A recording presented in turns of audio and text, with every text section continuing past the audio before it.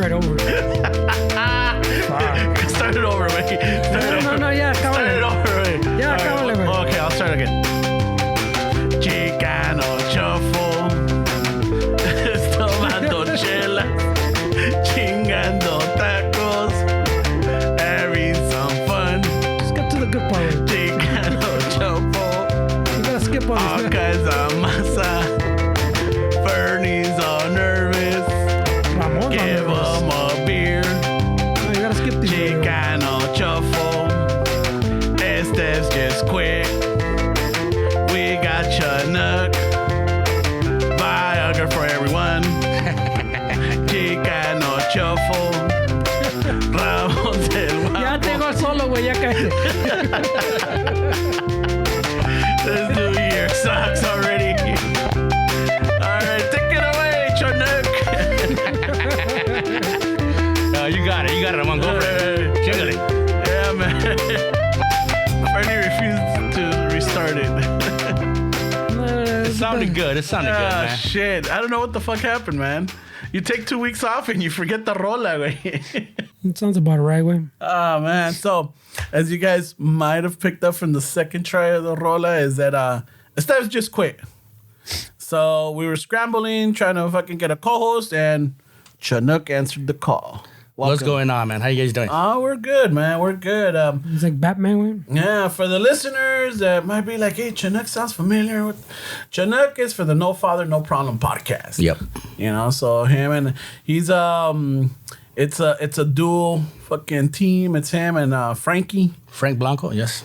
El Frank Blanco comedian / fucking Union man. / fucking father of the year / golfer / he's the slash el compa, you know, but Y Chonuc está aquí, ¿qué, güey? no, a whole Frankie got more of an intro. Right? He's not even here, ¿verdad? So, You want to talk about someone else in here?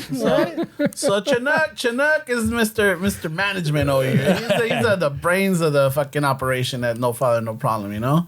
He's the organizer. He sets it up. He gets the fucking people going, you know? But when did we meet, dude? Like in 2018? I want to say 18. Yeah, right? Yeah. You guys were doing the podcast from the park. You know what? When we started, we thought we had to have guests. And we would always try to line up people to have a guest. And then me and Frankie came to realize, you know what? We're not developing our own back and forth. Mm-hmm. I go, if we do it by ourselves, we'll be able to become better podcasters on our own and then get hosts whenever or co-hosts whenever we need one. Yeah. So then we started going solo, and I felt that the podcast got better because we wouldn't rely on anybody. It was just us. Yeah, I mean, I remember I was taking the metro train to work, and most of the time I was in the fucking train. I was fucking, so after a while, music or whatever. But I started getting into the podcast, especially because we were doing our podcast ourselves. So started finding other podcasts around just to get an idea, and then I found you guys. I don't know how the fuck I ran into No Father, No Problem, but I remember that's where I heard Ceviche Joe. Yeah. Like, oh shit, this guy sounds interesting. I discovered Ceviche Joe. Yeah, so then I remember looking him up on Instagram, and I fucking hit him up for a ceviche order and everything. Unfortunately, he didn't order it. He didn't deliver it. I think his father-in-law delivered it. Okay. So I was expecting to run into Joe, but it wasn't. And I saw the guy. I'm like, Ceviche Joe? Like, oh, no, that's, fucking Ramon reporting him to the IRS. Fuck, I'm all like, shit, But then after that, it's like, shit. And then, just other, and then we started coming a community, and fuck, it's like we've had some fucking crazy times. Oh, yeah. You know what was fun was the day you guys did that thing over there in Long Beach. That was a good day. Oh, the what you call it? It was Latino Happy Hour. Yeah, that was a cool day, man. When the twins came down from Minnesota. We had Chaka on there. No, we had Chaka. legends, we had Malo bro. Mayonnaise. Yeah. Shit. We had Malo Mayonnaise, and then we had there was a third. Fucking. Oh, we had the we had the rapper. El Sequio. El Sequio. That dude's good too, man. Yeah. Oh yeah. And then fuck it was funny. De ahí nos fuimos todos a fucking ¿Dónde fuimos? Ended up in Denny's, no? Denny's at 3 a.m. Well, we went to Norm's. Remember, it was closed. Norm's was closed. 24-hour Norm's was closed. Yeah, well, the thing is, this was shortly after the pandemic. It was like a year or two after. So there was like a lot of these places that shut down. They no tenían the 24 hours. Like the pantry, the pantry over here, apparently it's open from 8 to 3 p.m. now. No shit. 8 a.m. to 3 p.m. The place that didn't have locks. Yeah, I know. And As soon as they put in locks. they got chains from the inside. Yeah, Norm's is known for that, for not having locks in their doors. Yeah. They never close, and they had to put them in. Yeah. It's just like, well, I mean, Ramon doesn't like change that way. So, truth saying. be told, I mean, depends with the situation for me. no, yeah, but pinche. No father, no problem, bro. Yeah, so, Estes didn't like the contract. We went over it. Ramon's playing hardball. I was like, just let him have it, bro. Nah, chales, bro. He just wants he wants a torta instead of a burrito. How many times has it been that he's quit on you guys? Almost every year. Every year? Yeah. Around contract negotiation time? Around contract negotiations, He knows his worth, man. He knows his worth. He knows it, but I mean, también, this little dog and pony show, it's like we need to get more people. To get more listeners, man, to be able to accommodate what you want. You guys should have come a long time ago, dude. I live like 3 blocks from here. I know. I like 3 blocks. When you give me the right address, I get here quick. Was it easy? What did I put? You had, I don't know where you had me. I texted. Let me see. Hold on. Now we gotta Check it out. But I entered it in maps. Y me llevó para allá, and I was in front of a house and shit, and I was all creepy there drinking my coffee. La señora estaba viéndome afuera. ¿Qué es este? Okay, hit that right there. Map, see, a ver dónde te lleva. I see if it's right here. It's right here. We're having That's right. Let me pull mine out now, okay? Whoa, not that kind of Pull it out, eh? Oh, watch. Yeah. I don't want to say it on the podcast because then we're gonna get fucking visitors, bro. Yeah. We're gonna get like fucking like the 7 freaking listeners that we got, and like 4 of them are the creepy ones. Yes, it's right here. Yeah, I don't know what I entered wrong. All right, I'm sorry. I will apologize on air right now. He takes it back for driving way the fuck over there. Fernando, edit that shit out. Fucking Chonuc. Hey, I'm outside. I'll just drive in the front. I'm like, hey, is it townhouses? I'm like, no, it's a complex, bro. Like this is that. I think I'm in the wrong place. I think I went west. I'm like, oh shit, yeah, it's east. They're like, oh fuck. And I could have sworn. I'm like, I made sure because I'm like, oh wait a minute, it's got an E. All right, let me put that E first. I'm mejor I entered a San Dimas. Probably. Or Laverne or something. So yeah, but my apologies. Yeah. Literally, you could throw a rock from your backyard and hit this place, right? Oh yeah, that's straight, man. right off of the 10 freeway. Oh shit! Yeah. All right. Yeah. Well, one of the times that when we first started coming here. Wait a minute. Are you close over here to La Carniceria? Larios? No. Oh, Larios is. Yeah, on Barranca and right here. Yeah. Yeah, no, I'm just south on Grand, and I'm not gonna give you too much detail. I don't want those 7 listeners to go to my house and shit, dog. Grand and the 10 freeway. Remember where the Hooters used to be? Yeah. That's right where there, just down the street. Okay, You've been there, Fernando. Well, that's what I'm saying. One of the first times that we fucking came here, I was like, oh, Chonuc lives right here, bro. Yeah. But then as time kept progressing, they're like, I'm not sure now. I don't know if it's this one or if it's that one over here. We get off on Grand, right? Mm-hmm. And then we get back on over here on the other on Holt. On Holt? No. What's the street we take down? Citrus. When we go home? Yeah, when we go home? Yeah, we take Citrus. We go all the way to right where the fucking downtown Covina is. Old Town Covina? Right? So all the way to the freeway. And I go, oh shit, but right here it looks like where he lives too. Because a little street against the freeway, they look the same. I go, hey, it's one of these. Yeah, so every time we pass by the Laugh Factory, we're always looking at like, oh, look, there's fucking Alfred. Oh, yeah? Or like, oh shit, look, there's Homeboy. Or like, oh, he's el pinche. So we're always like fucking... who's always, I guess it's like a little stupid silly game. Not even winning or anything, but we're always like trying to see who's on the fucking marquee. That, and then we keeping tabs on the Dutch brothers. Oh yeah. Got a little tally they going. opened one nearby, right? Dude. Right there, yeah. It's right Les there. gusta? We went there once. We went just to see what the hype, because it was packed. I thought they sold paint for a while. You thought it was the other Dutch. What kind of paint are they selling? No, there's a paint one. No, something Dutch. Something paint, like fucking paint to paint your house. Yeah, I thought it was a bakery. Yeah, I thought it was a bakery. There's a something Dutch, paint shit. My daughter lived in the East Coast for a while in Connecticut, and she knew about that place. She goes, "Hey, Dad, they're opening up a Dutch place." I go, "Was that a paint place?" She goes, "No, they sell like a Starbucks, but a little different." And I go, "All right, but no me gusta eso. There's too much sugar in that shit, man." Oh, well, that one we went. Yeah, and that's So very sweet. when they opened, I think they must have opened like March or April of last year, right? Of 2024. something So, like that.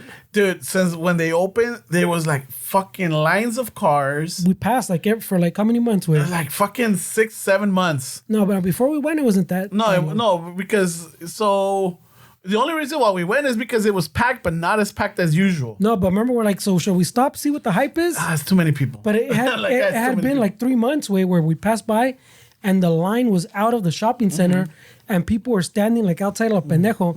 So as soon as we saw it kind of calm down, we're like, hey, so shall we just stop and see what the hype is? Was it good, or is it just because it was new? I think it's more of a new thing. Yeah, it's I don't know. thing. man. Yeah, but we went. It was not that bad, but it's not something where like I'm willing to stand fucking 45 long minutes time, to right? an hour for my drink. You know? We waited a long time, but it is. It's just really sugary, pues. It's like the at Starbucks have the frappuccinos. It's like 3/4 of the menus is that, pues. Like they have coffee, but it's like in the corner, Yeah. and the rest are like frappuccino Like- style, like blended, Blended type, iced and with chocolate. With And they're really, syrup, really with sweet. Caramel. Oh, with I really miss my sprinkles. Istaza coffee. I don't know what happened to those guys, man. ¿Qué pasó? I have complaints too. Yeah, go on. we all have The complaints. Duke of Covina needs his coffee, man. We all have complaints. Dude, I had some other coffee. I think last week or something. I stole some, I think, from my mom's house, way, porque se me acabó. So I got a little Ziploc bag, and I'm like, well, no, when I was there, like for New Year's or something, I'm like scooping out some of theirs in a little fucking Ziploc, pocketing it, Te llevaste un 20 de café, güey. Yeah, ándale, algo así. A lo que hemos llegado, man. And before we man, used the to have coffee's our bad. own fucking supply. Like we got fucking. I got my own coffee. But the Now next, he's lo que ha llegado. He's stealing from his mom, dude. Stealing Nescafé I también. know, right? No, it's not the instant, pero It's yeah, Simon, Folgers. when I made it the next day, I was like, I went to drink it, me senté. What the fuck is this, bro? Like the whole, my taste buds have changed, bro. Yeah. What is this fucking bullshit? But we drink it for the effect. Well, I like both. I like the You guys taste. drink decaf? No. No. We drink it for the effect, and We- we tolerate the taste because we need the effect. We had a good decaf too. Yeah. There's some vato that always ordered it too, pero we only bought like a small costal, no? Like once Like or twice. Yeah. And it wouldn't was really go good, as though. much, but it was pretty good. I would have it like at the house, so whenever people came over and they wanted some coffee at night, they're like, "Oh, we got decaf." I'm like, "Oh my god, this is good." Yeah. I would tell them, and people wouldn't go buy it. Yeah, el pinche. I'm like, "Oh yeah, just go here, like check it out," and like blah blah blah. Oh yeah, cool. And then I'm all like, "Hey, Fernie, did we get it?" Like, nope. It's not moving. I'm like, "Oh, fucking great." Well, I think it's a lot of expense for you to take a little bolsita. Yeah. We have a whole costal, I know. and then it goes, se vuela, güey. So, but I mean, we're supposed to bring it back all of 2024. We're trying, pero it was gonna come back a little different. What's the biggest obstacle in that? The fucking raza, güey. The people who buy. Just Well, I mean, the getting people who buy, like por si tú or Frankie, like whenever you guys saw us, fucking se van 2-3 bolsas at a time.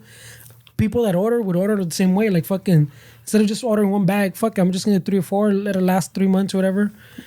Pero fucking other people, they go, ¿cuánto?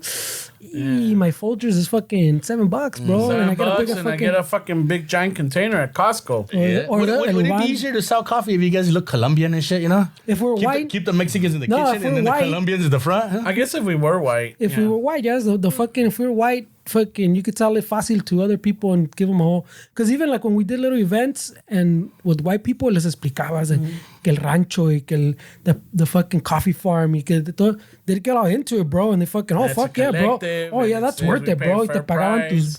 tu lo que querías por el pinche frijol, ¿no? Pero the pinche raza's like, It's too expensive. so what if I buy 2? Is it cheaper? And you're like, and no way. then they would say it's too light. It looks like a tea. I'm like, no, it's not that. It's just like it's just challenging. Like we wanted to do something for the raza and everything, and then like we were doing a lot of events in the neighborhood. Like in the area where we wanted like people to try our coffee and yeah, it's like Fernie says, they would come. They wanted the free samples. They love the free samples, and we go, oh my god, this is delicious. This is good. How much? Like, oh, this much. I'm like, I'll come back later. I'll come back right now before I leave, so I don't carry it. I don't want to carry it or anything. But when we did events like by Dave's, like by Venice, we would sell out. Sell out. And then everybody was like, we don't have a brick and mortar. We're an online presence. And we would give them the cards and everything. And crickets. But it has to do también with finances, no? The raza doesn't have as much money as someone in fucking like Venice, I guess, you know? People, también allá, they're used to paying more for coffee. And they're used to going to the little coffee shop que the coffee's a little nicer. So you explain less, también. But I mean, there's a lot of factors. But yeah, if we were white, we would have moved a lot more coffee with. Maybe, I don't know. Because también I wasn't against, but I was trying to push off, like doing all the, because Dave always wanted to do the ones on the west side. And I go, part of the thing, like Ramon saying, was I wanted to bring better coffee to the raza way. So try to push it to the raza, show them that there's better coffee que el pinche to Folgers, no? You should have followed the dollar first, and when you makes the dollar, then you get to pick who you sell it to, you know what I mean? But then we bring it to the raza, like, estos cabrones, like, how much for a bag? Oh, fuck that, you know? Well, no one ever told me fuck that, pero sí. I mean, you can see it in their face. Yeah. You can see it in their face. Yeah. When you give them the price, like, they did the like. Oh, y no viene molido? Oh. Yeah. We could grind. Well, you could order it ground. You don't. No, it's because. One, también, yeah. They're like, when you tell them you're an online presence or whatever, like, oh, just go here and you're, tengo que ordenar, no puedo ir a una tienda. Like, I can't go to a store and get, like, no, we're not there yet. Or this is how we're trying to build this so that we can have, like, places and everything. Sometimes you just give them the spiel or whatever. Like, you have a conversation with them and letting them know what are the plans and, how you buying the coffee supports us in order to make it easier for everybody, bring good quality coffee to people. And they're like, déjame probar ese, because we had the free samples. Yeah. And then now let me try that one. And so they're drinking all the coffee. I'm like, which we didn't mind because the more they try, the better. And we don't want to take it home. Yeah, we don't want to take it home. Yeah. And then they're like, oh, está bueno. And then they'll leave and that was it. I feel like I hit a nerve with this question. No, it's just because there was a whole backup. You guys are sweating a little sweat coming out there. También it wasn't even just the raza too, because a lot of the youngsters too. I had a lot. Surprisingly, I had a lot of conversations with youngsters how to make coffee. Really? So like they would come up, coffee, shit, they try it, shit. So you fucking like, how do I buy this? And you show them the bag and like what do you do with that? The K-cups. Like what I do with that? And I'm like, you don't know how to make coffee? Well, don't they come like in little cups or como? So you have to explain to them where you need a fucking coffee machine or you can do it like this. Ramon one time, just fucking me and Dave always make fun of him because he was trying to tell someone how to make coffee with hot tap water. Fucking prison style, bro. Prison style. So like there was a lot of that. Like surprisingly, there was a lot of that too. That people didn't know how to make coffee, and like those little K-cups. I mean, it was another one I was kind of fighting against, one for cost, and two, because it's just fucking little plastic that everybody tira, no? Yeah. The generations are changing. My mom uses the instant, and now I get up in the morning, the pot's already nice and hot there for me, Yeah, my wife prepares it the night before, ya estás listo. So all our kids, that's all they see is like, where's the pot at? They don't understand how to put it in. They don't understand. You have to clean it out, dump out the grounds, wash it, pour water in it. Put the right amount. I mean, do you measure it or you just do scoops? I do scoops and then I use the cups también. Oh, okay. It was just my wife and I. We use the cups. But si hay más gente, we do the pot. Have it ready for the next morning. Your coffee, can you guys put it inside those? Those reusable K cups. Yeah. Put them in there. Yeah. You could. That's what I explained to people too. They sell the little reusable ones that you buy for $7 or something, and then you just put the coffee in there. No, you put it in there and fucking making your thing. Pero también they would be all a little confused and they would like walk away and think about it type of thing, pero ya no regresaban. Yeah. Pero so there's a factor of things. I see raza, pero there's a bunch that's of the one that hurts. It was a bunch of little factors there. We went in and at the initial start, it was the response was phenomenal. I'm like, oh shit, if we keep this going, then this is perfect.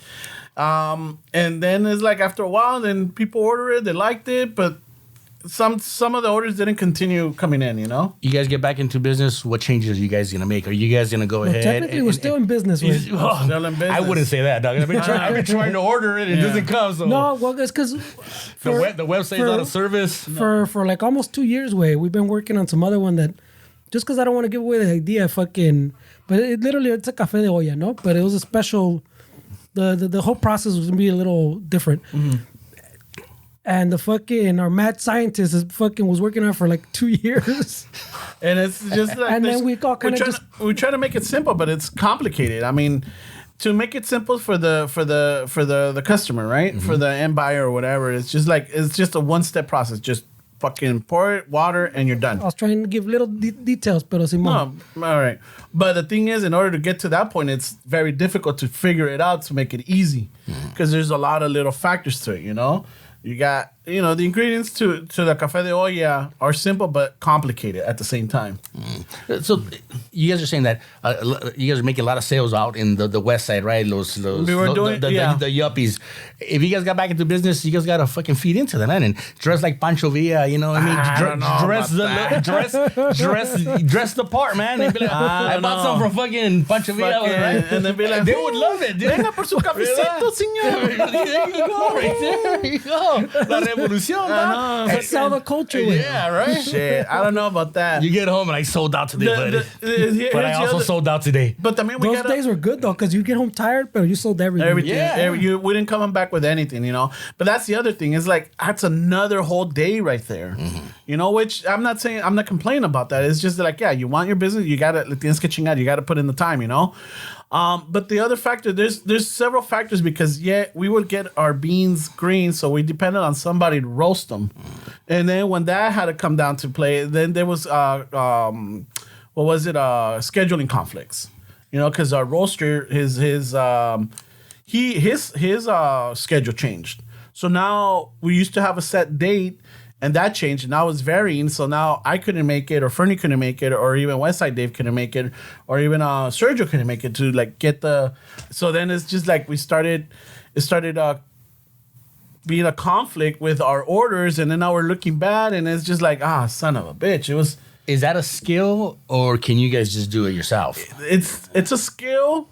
With the roasting, it's a financial and a skill, because you need, the machinery is expensive as fuck. Yeah, it's a big investment que they didn't want to make, and fucking coming up with the money está cabrón, no.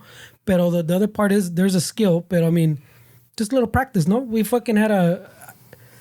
We had enough knowledge that it's not going to take you fucking a year to figure out, Yeah, tienes YouTube también, ¿verdad? YouTube, that vato fucking showed us a lot. He showed us a lot. Ya le estaba ayudando más o menos, fucking ya le tenía tanteado, but you still have to fucking, it's like cooking. You got to still cook it yourself. You got to know the bean. You got to know the bean that you're working with. And not only that, the temperature. And not only that, you got to have an ear for it. You got to have an ear for it. And not only that, but también you got to be able to an ear for it, or yes, or there's a nose? A sound. No, an ear. It's a sound that it makes. A sound when the bean is when the first crack. And then okay, yeah, the first crack came in. I'm like, okay, I'll give it another 2 minutes for the second crack, and then it's ready for a medium roast. It's almost like when you have an ear for the palomitas you put in the fucking microwave. Yeah. If you leave it too long after, when it slows down, se queman. Like that 2 seconds later, se queman. You should only hear it and not smell it, right? Yeah. But the thing tells you wait until it's popping every 4 seconds or something, no? But if you wait that time, a mí siempre se me quema, güey. Mm-hmm. So you gotta learn, okay, right here, stop it. Because a second more is a quema. Yeah. So it's kind of shit like that. Or se te pasa, because, también you want your batches to be consistent, no? You don't want this one fucking darker, this one lighter, and then someone orders again, and then it tastes a little different porque you cooked it a little longer. So you need to be things consistent. So you have to. As a consumer, that is very important. Consistency. Yeah. I don't want to go back there and have something taste different. Yeah, or be up 18 hours instead of 8 because the fucking coffee was too strong. I mean, the strength's not going to change too much, but the flavors change. And we did have some people say hey, this is not the same batch or anything, because what ended up happening too is that the beans that we were getting. We would agarramos un costal, and it's how many pounds was it, or how many? It's like 69 pounds, right? 69 pounds, right? So we go through that. Once we finish it, we order again. When we get to a certain point, we order again so we can have some. But what happens is that what we were getting, it was from a collective, right? So it was from different farmers. So depending on their crops, how their bean grew, or what the light, the water, the moisture, the environment, everything it affects it sometimes too.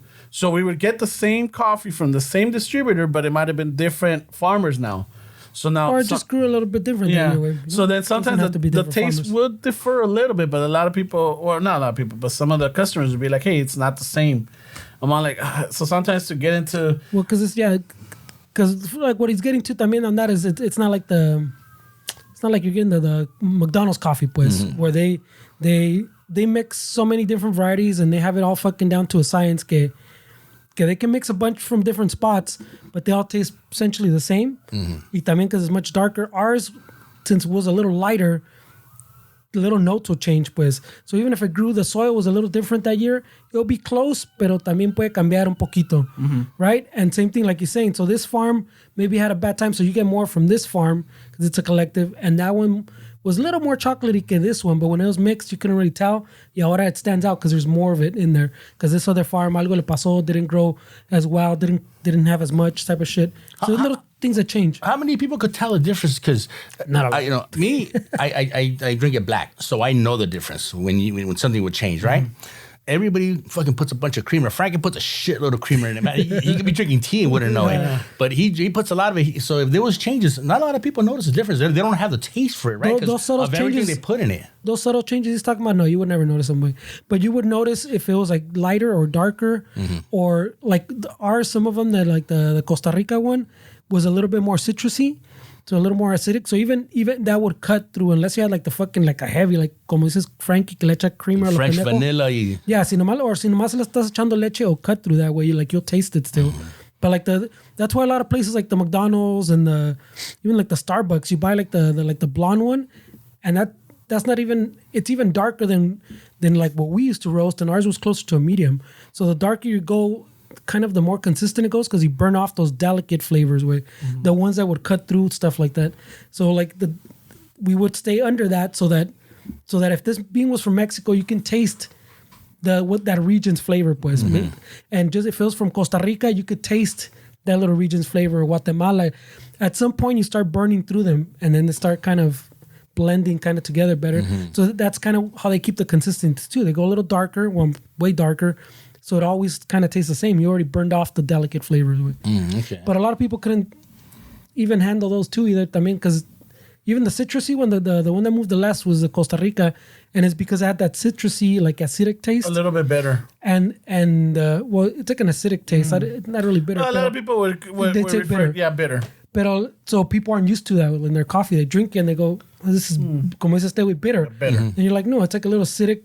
That's what coffee kind of naturally has. But people aren't used to it, way. So yeah, so the Costa Rica moved less, and that was the most expensive one. Yeah. I'll say 90% of the people who drink coffee don't know the fucking difference. They don't because they add a bunch of shit to it. Would it make sense to make money to buy the cheapest shit on there, put a good label on it, and 90% of people are not going to tell? They see a good label on it, and they're like, esa está chingona. Yeah. And then they put a bunch of creamer on it. You make money. They don't know the difference. Would it make sense, or would that be considered selling out? That was not your idea. Yeah, now it's contradicting what the goal or our standard was for the coffee. We wanted to give the people good artisan or good coffee from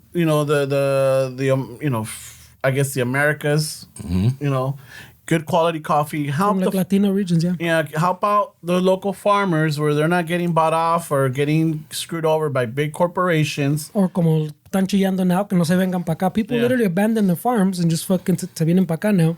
Yeah, because they're not making money because they're getting undercut. They're getting, Right now, when I asked that question, I saw Fernand had a grin on his face. Like he's like, that wouldn't. You already offered the product the way you wanted to help people out. It didn't work. Now just make money off of it. You know what I mean? You try doing what you wanted. Yeah, but then like that, I agree because to me then it's not worth that way. Because part of for me pues is having you like someone else experience like the acidic, you're not used to it. One time we took we bought a little bit just to ver how the raza would react, like some expensive little fucking like a double fermented or some shit. ¿Cómo se llamaba? Finchi. Oh. But they fermented way. When you drink it, it doesn't even taste like coffee anymore way. It almost tastes like juice, like caffeinated juice way. So when we gave it to people, they were fucking like, they had a face like, what the fuck am I drinking? Yeah. Like they were confused as fuck. but it was coffee, and people were not used to it. And that's the coffee that como el compa Sergio wanted to sell, which is the like fucking experimental, like real high end shit, like you buy like un cuarto una bolsita for like $40-$50. Hey, cada coffee. Año nuevo nomás, right? Or when someone special comes over, like that bottle of Patron, you have one on the top, ¿verdad? I was going to say that. I think the only person that would know the difference would probably be Sergio, you know? Mm-hmm.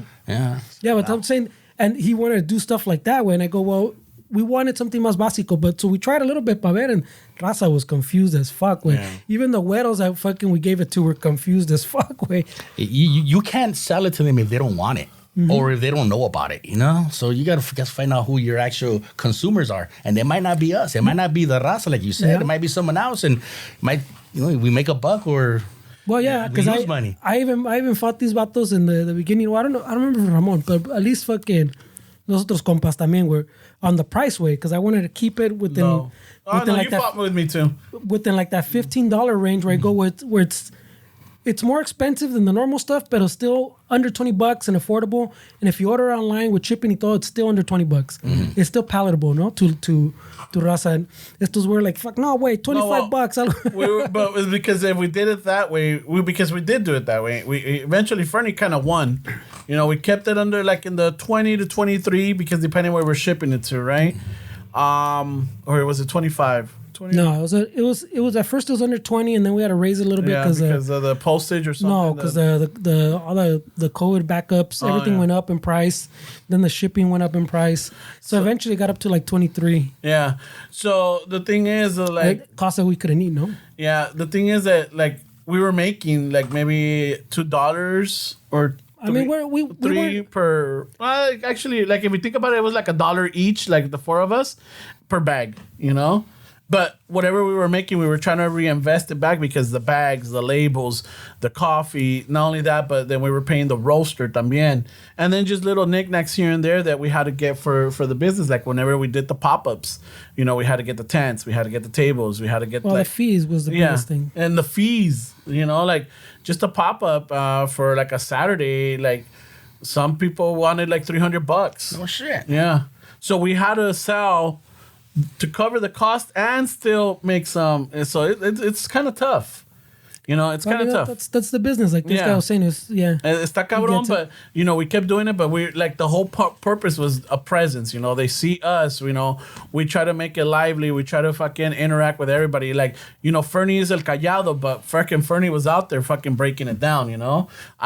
I like to talk to people, so sometimes I would just, you know, chit chat, and I'm holding up other people because I'm talking to, you know, let's just say you, and I'm telling you, I'm like, oh, look, we got this Colombian, we got this Costa Rican, we got this Mexican, we got this Honduran, you know, boom, boom, boom, and I'm telling you, like, oh, this is, you know, this Honduran comes from a family of a person that we know, and everything, and oh, this Salvadorian over here, también este café, so we had all of these coffees, and it's just at the end, it's like, okay, thank you, and they walk away and like, not a bag. But that's the business, right? So the 10 personas, 2 maybe would buy a bag, so that's good. That's business, though. You know, but and then the other thing is también is like again going back, we need a roasting machine or we need a roaster, and where like the cost is it's beneficial for us because some people would charge extraordinary amounts per pound to roast. Did it help that you guys were the Chicano Shuffle and you guys had a lot of followers already? So when you guys put that out there, you guys had people that at the beginning, yes. Like, even if they didn't drink coffee, they just wanted to help and support. Sure. Yeah, because within first 2 months or whatever, we're almost out of coffee, I think. And like, oh shit, this is going good. Like, let's put in another order, you know? Yeah, the first few batches we went through the initial costales fast way. Yeah. And then the first year wasn't too bad way. And then fucking started declining. También people had COVID money, so fucking that helped. Yeah. That helped. So now it's just like because we talked about it. Like, how about we just keep it simple? Instead of having all these options, just have 2 of them. We're like the ones that people like, which is the Colombian and the Mexican, and just offer that, you know. But then there's like, you know, yes, no. But then we go back again. We need a roaster, and we need someone that charges, you know, per pound. What was it, per pound, right? They were charging us per pound?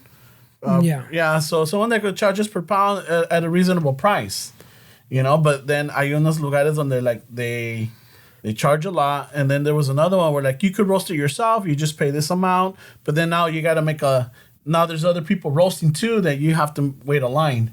Well, I mean, you schedule your time. Yeah. That's not a problem. Pero is it? Está cabrón, güey. Yeah. But I'm saying the hope, 2024, pues, we're going to try to do that things a little differently. It hasn't worked out yet. So maybe 2025, it pops back up. Güey. Yeah. No, I'm waiting for it, man. Let me know. Well, I mean, it's going to be, I mean, if I have my way, it's going to be different than... So he wants it. So what was your favorite coffee? See, the thing is, I drink it black. So, what was like the original one you guys had? Well, we had the Buena Onda. Buena Onda. That's what I would drink black. Okay. You know, so and I enjoyed that. That was fine because I fast. So in the morning I could drink coffee without no sweetener, no sugar in it. So me would stop. I would go down easy. So yeah. So that we had the Buena Onda, which is a combination of two coffees, you know, and then we had the what is it we had the Buena Onda. We had the Mexico, Colombia, Costa Rica, and we had the Buenas Noches.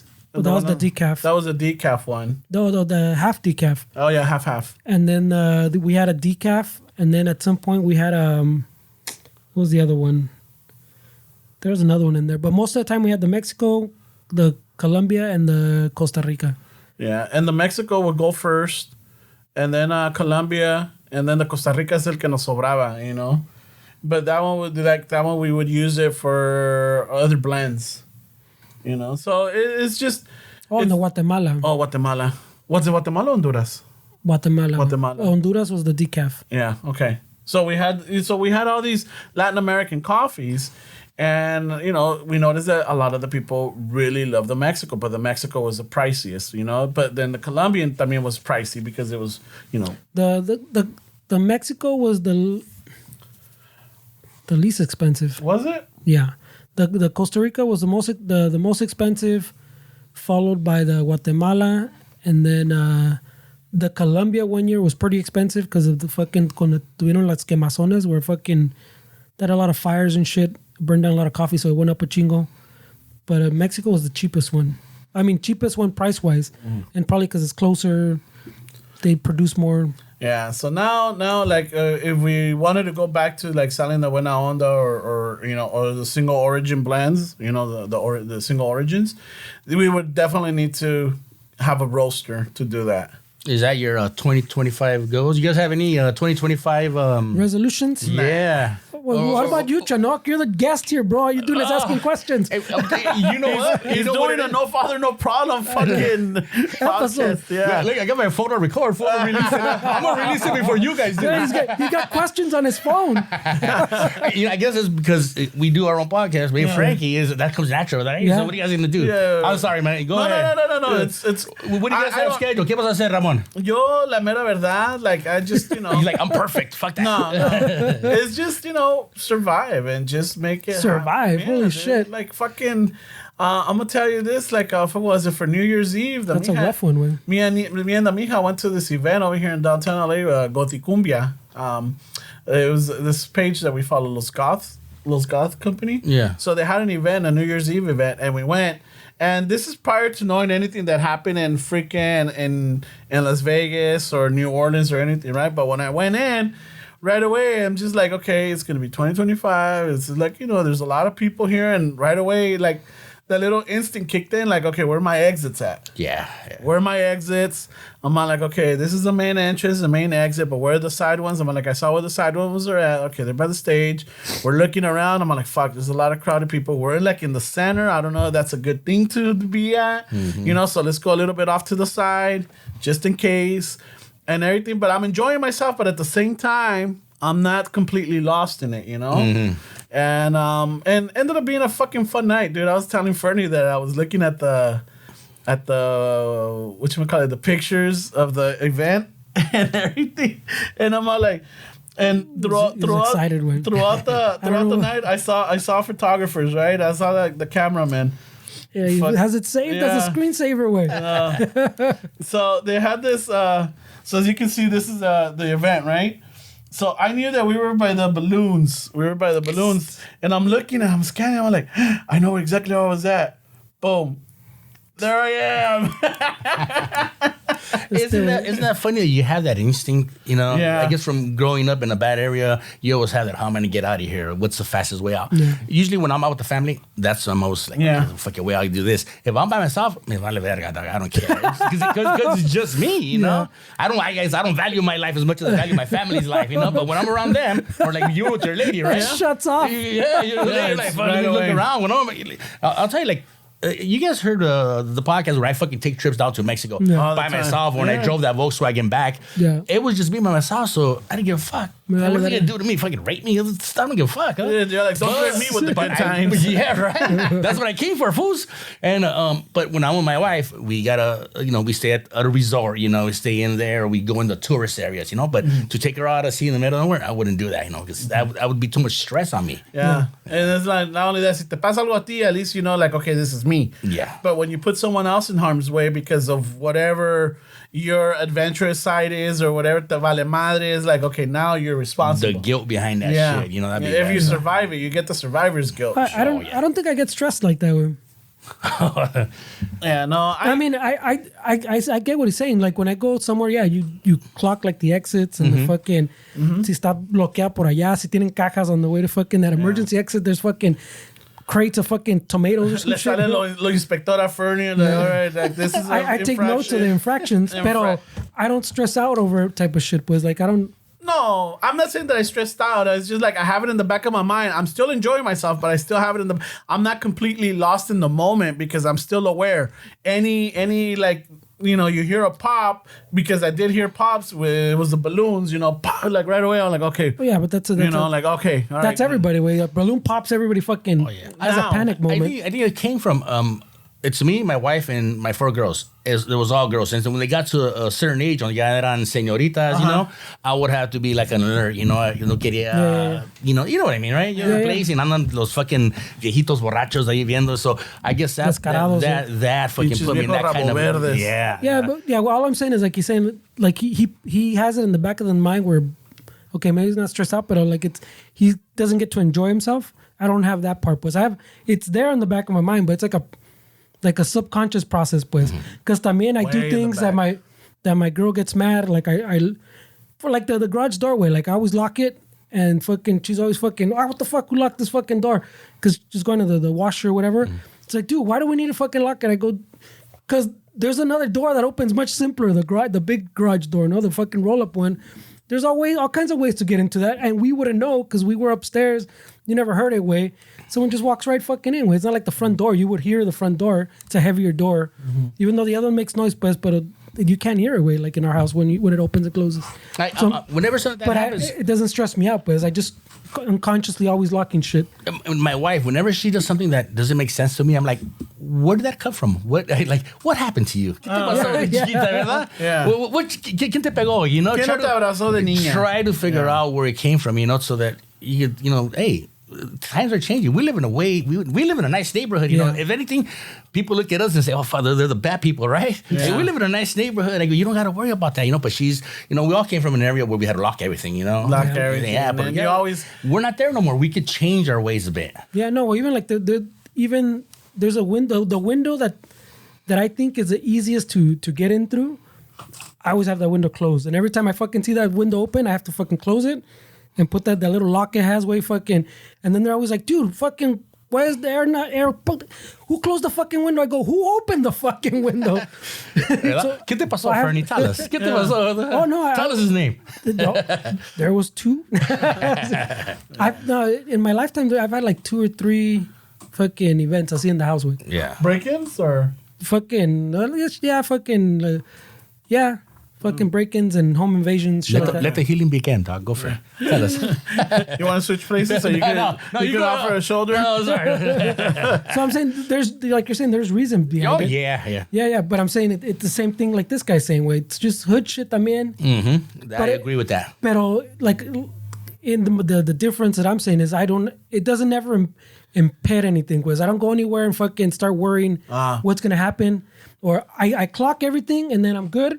And then it's in the back of my mind. And como dices, if a balloon pops, yeah, huevo, you have a moment. Like, if something fucking hard drops, fucking you react.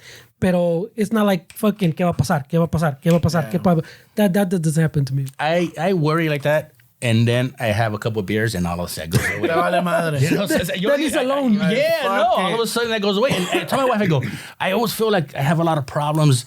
And then I drink a few beers and they all go away. So I anxiety realize, is, you have a high anxiety and a couple of beers dilutes it. that's the thing is, and then after I have a couple of beers, if I'm not worried about anything, I never really had a problem to begin with. If a couple of beers could take care of it, it's just my own fucking my anxiety creating shit, Yeah, after a couple of beers, if nothing's bothering you, then there was nothing really anything there. There's no monster under the bed. Shufflers, you're here to hear first. Dr. Chonuc.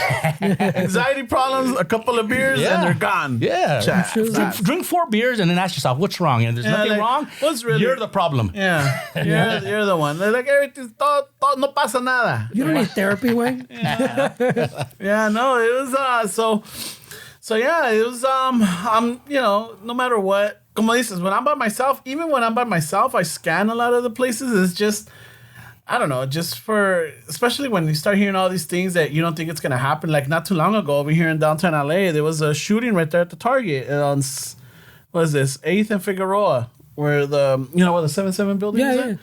I pass through there all the fucking time, I pass through there all the fucking time. Isn't that the Figueroa that we talking about? No, not Figgy. That's not the Figgy vibe. Oh, right. Yeah. Not the Cybertrucks. No, that grin on your face. South of Gage, north of Century. That little section, This that is corridor. downtown. This is downtown LA. Oh, okay. But he passes by there a lot. Yeah, that downtown part. The downtown part.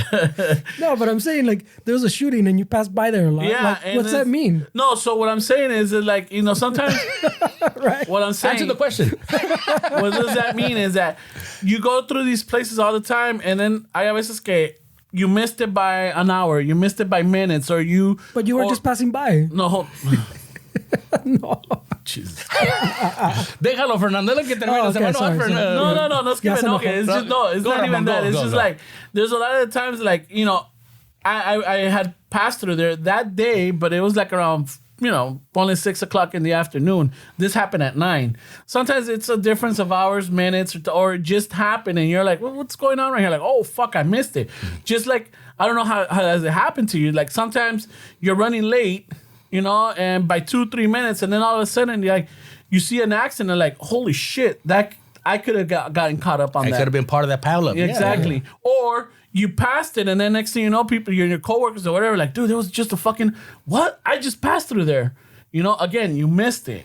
So it's things like that, like even when you're driving, you're alert. You try to be alert. You're always looking. You're like clocking your mirrors. You're like on the side, y que la chingada, because you never know. There's always somebody distracted. Fernie and I see it all the fucking time. Yeah.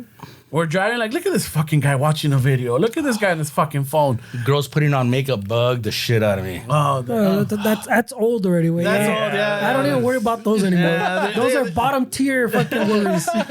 Yeah, it's just like, hey, fucking put all the makeup you want because you're still, you do it at stoplights, That one compa fucking watching that YouTube video fucking has more worry. Or the vato recording with his phone, way. That one too. Or the vato looking down fucking texting his mija or whatever. Yeah, or like, and you're like, what the fuck's going on? And then we pull up to the side, and then you see him fucking over here, like fucking driving and like looking up and down, like, what the fuck, dude? Yeah, those are more my worries now. Yeah. But I mean, like, those incidents that you're saying, way, don't stress me out because I wasn't there, way. 2 minutes before, it could have been me. Mm-hmm. 2 minutes before, it could have been me, but it wasn't. And si me tocaba, pues, there's probably nothing I could have probably done, way. What was it going to do, way? You have no control over it, so I worry about it, right? Yeah. So I mean, you worry about it, but you don't stress out over it, pues. Yeah.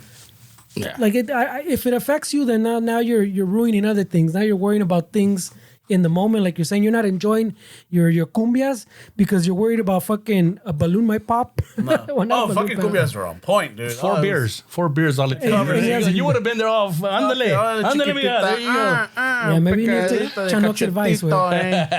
Yeah. You know what? The whole Figueroa shit, I didn't know about that shit. Let me finish. Let me finish. All right. I didn't work in the area, so I'm with my brother, and he's telling me, "Oh yeah, I got a place over there by Figueroa." He goes, "It's all kinds of." I go, "Really?" He goes, "Fuck, it's fucking infested and shit." I go, "No shit." And my phone was fucking there. The next day, I'm going through Instagram, like the girls of Figueroa, and fucking her. I go, "Shit, let me check this out." And god damn, that is they don't fuck around over there. We call them cyber trucks here. Cyber trucks? Yeah. ¿Por qué? Explain. Explain.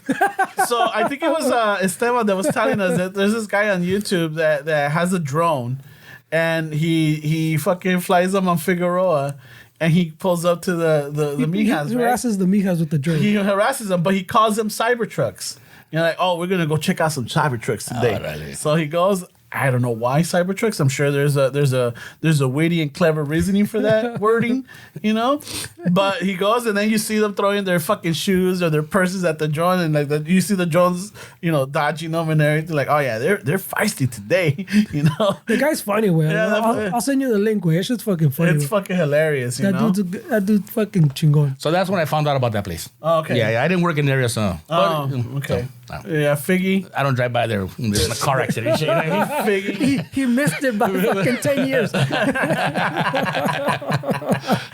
Yeah, and it just there's all kinds. They're like fucking. They've expanded. I guess the local procurers there fucking have expanded. El pedo with that is you guys are sell coffee and shit. When you flood the market, the price drops. They're flooding the market with pussy to the fucking price. The price has to drop, right? Yeah, but the quality fucking varies, bro. I want a dry roast, baby.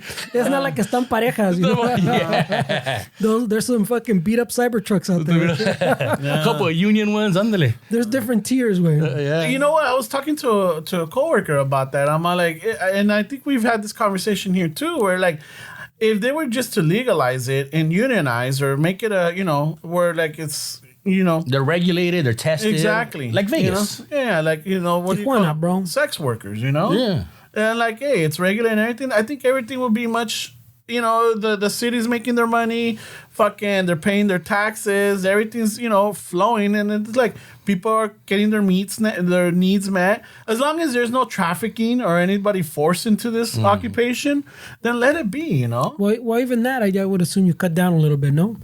Because then it's like anything where you cut down on all the illegal stuff because you legalized it. People are checking in.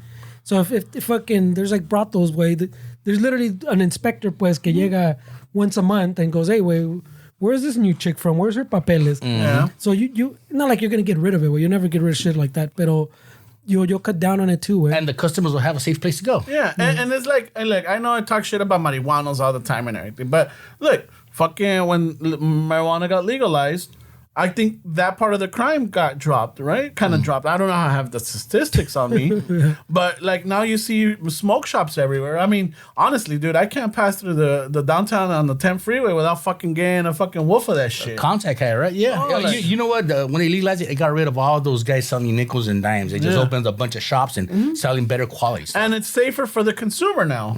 They got a security out there. It's like, you have to have either a, what is it, like a membership card or what is it? A medical card? A medical don't have card? a little green cross in it. We don't have any of that way. Fuck, you guys are fucking. All right, I'm proud to not know about también, that. I think I would argue too que the hospitalizations went up because the shit's so strong now. Fucking people have bad reactions. They'll take too much fucking. But they're not dying though, right? They're just their anxiety. To die from fucking weed, that you have to really overdo it, or just. In other words, you'll die from fucking that car crash that you missed 2 minutes ago because someone was high, but it wasn't because of the fucking... But everybody goes to the hospital is people doing it for the first time. They take fucking 100 milligrams and they're like, it's not affecting me. They take another one and then an hour later, it all comes in. They end up in the hospital. It could just be the one brownie pues that you're supposed to eat a little bit y a ver cómo te afecta, like you're saying. O toda la mantequilla went to the side. Yeah. And you bit that. And they eat that one piece. And then they're really tripping balls, pues, and they se paniquean and they go to the hospital. Ramon, are you against marijuana? Yeah. I heard you say that in the species of marijuana. Like, Yeah. you sounded like my mom sounded just 30 years ago and shit. Except it's 2025. And then in her fucking closet, arriba estaba la marijuana y alcohol and shit. Yeah, but it was medicinal purposes. Yeah, you see? It She wasn't made it for at home. fucking... I don't know about that. It was, you know, she wasn't rolling up a churro and fucking... It was still going in her body and taking care of but her she one was way still or another. working. But they talk shit on. Yeah. She was They'll have still the oil. working, still fucking, you know, listening Are you to... against marijuana I today? think it is the... Yes. Yeah. And not as... ¿Por qué? I guess a whole fucking... I guess it got instilled in me. Yeah. You know, my parents really drilled that on me. I like say let's role play right now. All right, all right. I would tell my wife, go, Don't think it out again. Don't think of what they taught you in the past. Come up with your own ideas now. You know, you know, you're a smart dude. What would you think about marijuana now without anything in the past? Let's say you never heard about it. What would you think about it now? And that's what you need to, the way you need to think about marijuana, because you're getting 40-year-old ideas, you know? Yeah. No problem, guys. You're like, fuck that, it's in me. I can't get it out. It's You hard. gotta hypnotize you or something, right? I think I'm not gonna... ¿Cómo te diría?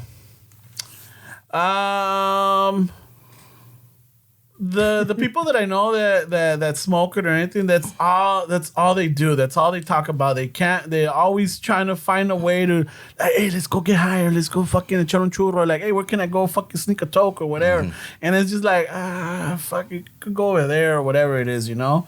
There's that aspect. There's the other one where, like, now I'm like, you know, if it's in my house or whatever, like, I always send them to the alley or like, oh, go take a walk, you know? Just don't Go with the caca. But I mean, wouldn't you understand that part of it? I would, but it's just like, but even then, I'm like, I'm not gonna, ¿cómo te digo? It got to the point where, like, I don't know. It's definitely a lot of the I think growing up with it that is still there that I can't get rid of, you know? I think it's that, and then you make up excuse for it on top. Porque the doing it all the time, you used to be a smoker, Wade. Yeah. You'd walk away from conversations. I mean, okay, I'm a minuto, Wade. Yeah. Okay. So you were doing the same thing, and you don't view it the same. No. You don't view smoking the same way, But which you're doing the same things. But I think what it is that, like, if I went out and had a smoke or whatever and I came back, it's not now like I'm like fucking lost. I guess for me, the times that I've tried it or whatever, like, I always like me pendejaba. It always got me stupid, and it's just like, How do you feel about alcohol? alcohol, because alcohol is it depends worse on the person. It depends on the person. No one's ever got killed anybody driving while on smoking, but happens all the time with alcohol. But you accept one or the other, right? That's so for sure. Yeah. No one's ever smoked weed and fought anybody, or if it did, it wasn't a good fight. Yeah, you don't get aggressive. It depends on the person. I mean, because they're like, everybody can have a drink or whatever, but then you always have that one that's obnoxious. It's always fighting, that loses his control. That's always like fucking, like, you know, the troublemaker, or like they're cool until they drink, and then they're like, But what he's saying is, it's well, I mean, I would say it's a little worse, but similar way. You got the person that smokes too much, and like you said, gets obnoxious. They don't get aggressive, but they still get obnoxious. Yeah. So you don't get and the again, aggressive it goes with the upbringing, because alcohol was not seen as a fucking Something negative thing. A drug. Yeah. It wasn't seen as a negative. It wasn't stigmatized as something negative, you know? Like, fucking even the baptisms, the kid's not old enough, and fucking there's more chela than anything. Wasn't marijuana considered a drug when the lumber industry tried to convince the government to turn it into a drug, right? It was all about lumber back in the days that the marijuana was going to take over. Yeah, I think it was about lumber. because of hemp. Yeah, I think that's what it was. And they say turn it into a drug so that, you know, it doesn't take over the lumber. could have been that. That's what I that. heard, because really, that's not a fucking drug. And I think I heard you guys say this. Stefan said this. If sugar came out today, it'd be considered a drug, right? Because of how addictive it is, right? Marijuana wouldn't be a drug because it's not addictive at all. Yeah. Well, I mean, the addictive part, it's not physically addictive that I know of, pero people, como dices, it depends on the person. If they have an addictive personality, ya ves, the people, like you're saying, que have to have it every day. And it's more of a mental thing. Pues. It's like a mental addiction more than a physical addiction. It's not like other drugs where, like, your receptor now wants it. It needs it. No, this one's like your brain's fucking saying you need it way to function. So every day they got to fucking smoke. So it is addictive, just not in the way I think that the people think of addiction way. Yeah, I agree. But I mean, I still think, like you're saying, I would argue it's safer. I mean, it still has a lot of cons. It's still a drug way, you know? But yeah, it should be just fucking like it is now regulated, like we're saying, like alcohol or tobacco or something. Way. I wish I didn't get drug tested so I can get home, take a little caramel, put it under my tongue, watch reruns of Friends, and just relax, you know. But I drink beer, and I think that's way worse than that, you know. You're not wrong. I would exchange them like that today. Right? Fucking Rachel, man, you drive me nuts, and you fucking Ross. Come on, man, just fucking unagi. Just fucking throw a fucking palo already and get it over with. They did throw palo, didn't they? Yeah, they do it, but they're back and forth, and then fucking Joey, man, just chingata la Phoebe. Yeah, you guys are perfect for each other. I way. They were on a break, dog. Relax. They were on a break. Just saying. And she's all still her way. And fucking Monica drives me nuts. Fucking I don't even know what's happening right here. Woman. You just want to fucking. Esa cabrona me enfada. Tú, Fernando, 2025, what are the plans? Or are you perfect too? I'm not perfect, way, pero I don't know, way. Yeah, I mean, I don't know. I don't usually do resolution. I think I tried a resolution. Did I try a resolution last year when we talked about it, Ramon? I don't even remember. I don't pay attention anymore. I think last year or the year before, I think I tried something and I did okay, way. Oh, 1 year. One of these years I tried I go, all right. So that's okay. I'm going to try to be more social, way. And I tried for like half a year. Se me acababa la pila fucking fast, but it got draining, way. Do you have a low social battery? Because sometimes, like after this right here, I'm gonna walk out, be shit, go home and take a nap, you know, because like I have a battery, you know, and se acaba, and that's it. Oh yeah, dude, for sure. I got that. At work, I am a totally different person than I am at home. At work, I feel the need to be entertaining and bullshit with people, make people laugh and whatnot, right? I get home and my wife, she's like, man, what's with the fucking face? And I'm like, I'm exhausted, you know? That social battery's not there. I don't have the energy or, you know, to still be fucking do that shit, you know? Se me acaba, and I feel bad because the people in my office get a different person than my wife and my kids used to. And what's wrong with that? And I'm like, nothing's wrong with me. It's just, I'm not going to entertain you. 4 you know? beers. Let me get my 4 beers in. What do you think that is, though, güey? ¿Dónde sacaste eso? That you have to please people or entertain people at work. You know, our podcast is called No Father, No Problem, right? That's what I'm getting to. Me and Frankie are trying to work through some shit, dog. We're trying to work through some shit. Is like, why do you work so much? I go, I don't know who I'm trying to please or what hole I'm trying to fill in me. I feel that I need to do that. Why are you always fucking really upbeat and try to be funny at work and get along with everybody?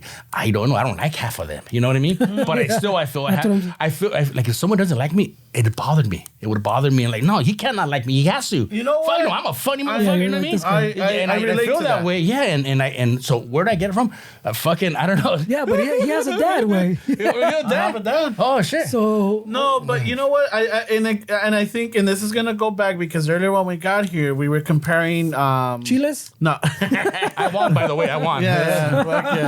Fucking surprisingly, Chonuc has. I don't know if you know what Chonuc means, but it's what you think. Fuck, man. We call him the tuna can. Está bien Chonuc el cabrón. No, we were talking about our birthdays. You and I have the same month, and we're the same cancers, He's right? becoming a but and if you think about it, we're very sociable, but también we're very like Mercado. Fuck you, Ferds. We're very we really want to make the people around us feel comfortable. We want them to be entertained, relaxed. You know, if you see someone that's bothered or anything, you always like, hey, how's it going? You know, blah blah blah. If you see something, say something. You know, who you are right now, are you that same person at home? Or are you like this 100% of the time? I think I am. Or is there a time where you're like... No, there are times that I do need to like re-energize. No, that I do need some time for myself, but it's very, very little. And I guess those moments are when I'm driving, when I'm by myself. That's the time that I have for myself, because when I get home, I mean, como dices, I have the mija, you know, and I mean, sometimes, I do get there and she'll tell me, like, you okay? I'm like, yeah, wait, what's up? And then until right now that you said it, I'm like, oh, maybe that's what it is, you know? I didn't think about it. But sometimes I just go and I'm just like watching and I get lost in something. But I have veces that I'm a chatterbox. You know, she's reading and I'm all like, hey, blah, blah, blah, blah, blah. And then like, I got to catch myself because maybe she's into whatever she's reading, now she has to pause or stop whatever she's doing to pay attention to me. And maybe some of the shit that I say has nothing to do with anything. It's just a random thought that came into my mind, and I felt the need to share it. God bless her soul. Que todavía no me dice, ya cállate, you know? God bless her soul.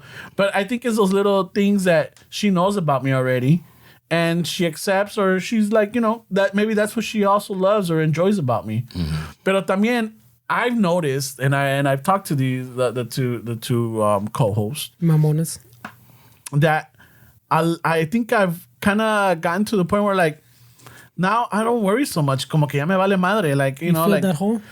Where, like, if someone doesn't like me, I'm like, oh, well, fuck them. You don't know me. You're not willing to invest the time or get to know me, because if you knew me, you would say, you know what, this cabrón is not that bad. I'm a chingón ass vato. No. This cabrón is not that bad. He's funny. He's cool. He's, you know, he's not I'm not como te digo, I'm not the type of person that if I don't know you, I come up and right away I start putting you down or bagging on you, or like just because there's something different at you, I'm gonna pick on it. No, I chit chat. I like to get to know you. If I see that you're putting up a wall or you're not interested, before I would try to go over that wall and try to like see what's not, you know, like you couldn't accept the rejection. Yeah, you know, now you have to like me. I'm Ramon. Yeah, now I'm like, I don't give a fuck. Now, like, now I'm not gonna go out of my way for you to like me, or so you know, or vice versa. Si te caigo bien chingón, you know, you know what? I don't go out of my way anymore to reach out to people, see how they're doing, and I miss that, because I really like, I would call random people up and like, hey, ¿cómo estás, cabrón? I don't do that anymore. Did that come with age? Probably, or it's come. I mean, with like, I think part of the cynicism of the world is caught up to me. I think as you get older, your circle gets smaller. You're gonna be 70 years old. You and Fernando will be by yourselves right here. I'm good with that. Yeah, circle gets smaller as you get older. You're like, you start cutting off people. There's a guy at my work, and I would have said good morning, and he looked at me like good morning, and I said, you know what, fuck you. I said, I'm not gonna say hi to you no more, right? He came up to me and goes, hey, what's wrong? I go, hey, you know what? Do I say good morning to you every time? And I've known you for 30 years, and you look at me, I go, I don't fucking need to do that. No. Oh, I'm sorry, dog. I go, oh, that's cool. Now every morning, good morning, Chonuc. How you doing, you know? Yeah. But yeah, you know, if you're not going to fucking give me the energy I give you, then fuck you, I don't need you, you know? Mm-hmm. But I wish I could do that with everybody, because sometimes, you know, I can't have someone dislike me. It bothers me, you know? Yeah. I think Chonuc's is slightly different than Ramon one. Yeah, right. I think Ramon's is like a built-in feature, pues. And aquel way is like, it's a fault. No, see or no? Because I mean, it drains your battery, as opposed to him. He does it, or when he did it, it didn't really drain him, pues. Mm-hmm. It was just him. Yeah. As opposed to you're doing it, and it's almost like you're going out of your way. It costs you more energy. You're not being efficient. I believe so. Yeah. So there's something, like you're saying, it's probably like you're trying to fill a hole. Well, that's just Ramon. Yeah. So it was the no father, and then the father. But there's a problem. There's a problem. But I'm saying the difference. Father problem. I'm saying the difference of having a father and not having a father ways. One drains your battery. It's just I guess our personalities, and a lot of it is. Our personalities are based on our household, how we grew up and everything, you know. And I remember when I was in elementary, when I started socializing with kids outside, that my personality, if I got a laugh or if I got people interested, I really fed off of that. That really fucking kept me going. That was me charging the battery, you know. That was me charging. The more laughs, the more people, the more people looked for me, or they wanted to hang out with me, or they brought me over, or they picked me for the team, for the kickball team, or oh yeah, let's get Ramon, you know, or like, oh yeah, fucking hey, cale pa acá con nosotros, you know, like that. It was my thing. You felt accepted because they accepted you because of your humor. Yeah, my humor, but my personality. And then once they got to know me even more, it's just vato. They were like, you know, it gets to the point where like sometimes, you know, I even wonder like, wow, this person is really opening up to me. Mm-hmm. You know, like they're telling me some personal shit, and I'm like, oh fuck. And I try not to like, you know, at some point I learned that like whatever they share, like try like to, you know, not break that bond or that trust, you know, because they're really going out of their way to share this. For me, it's natural to share. I could share a fucking traumatic experience and it's like nothing to me because I'm all like, you know, it's just like me sharing. But for a lot of people, it's hard to do that. You know, it's very difficult. And I learned very early on that when that happens, it's just like, all right, take it in, listen. And if, you know, look at if they're looking for a response, give it to them. But if not, just listen. just listen and listen and listen, and then sometimes that helps them out.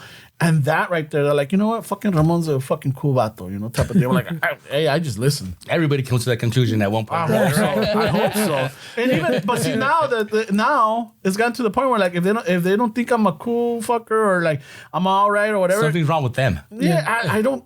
I'm not like, I'm not gonna lose any sleep over it. And that's good. That's good. I wish I could say that. I'm like, oh, this guy has to like me. And then when he does, I gotta reject him. That way, that way I cut the tie, right? Yeah. Payback. Yeah. Because there's been instances where like, they would make fun of me, and I'm talking about my co-host, but I mean other people. Yeah, they were like, if someone either cut me off or stopped talking to me or like whatever, and I reached out and they didn't answer, or they would like ignore or fucking ignore my call or whatever, I would go to their house and like, hey, what's going on? Are we okay? Whatever, blah, blah. Knock like the police. Nah, not the police. But, yeah. Le timbrabas and then don't contestar, fucking start knocking. You're going to get in through the garage. Yeah. The door's not locked. That's why I lock my doors. He's been there too many times at your house. Huh? These guys were like, what that's the fuck? That's why I closed the window.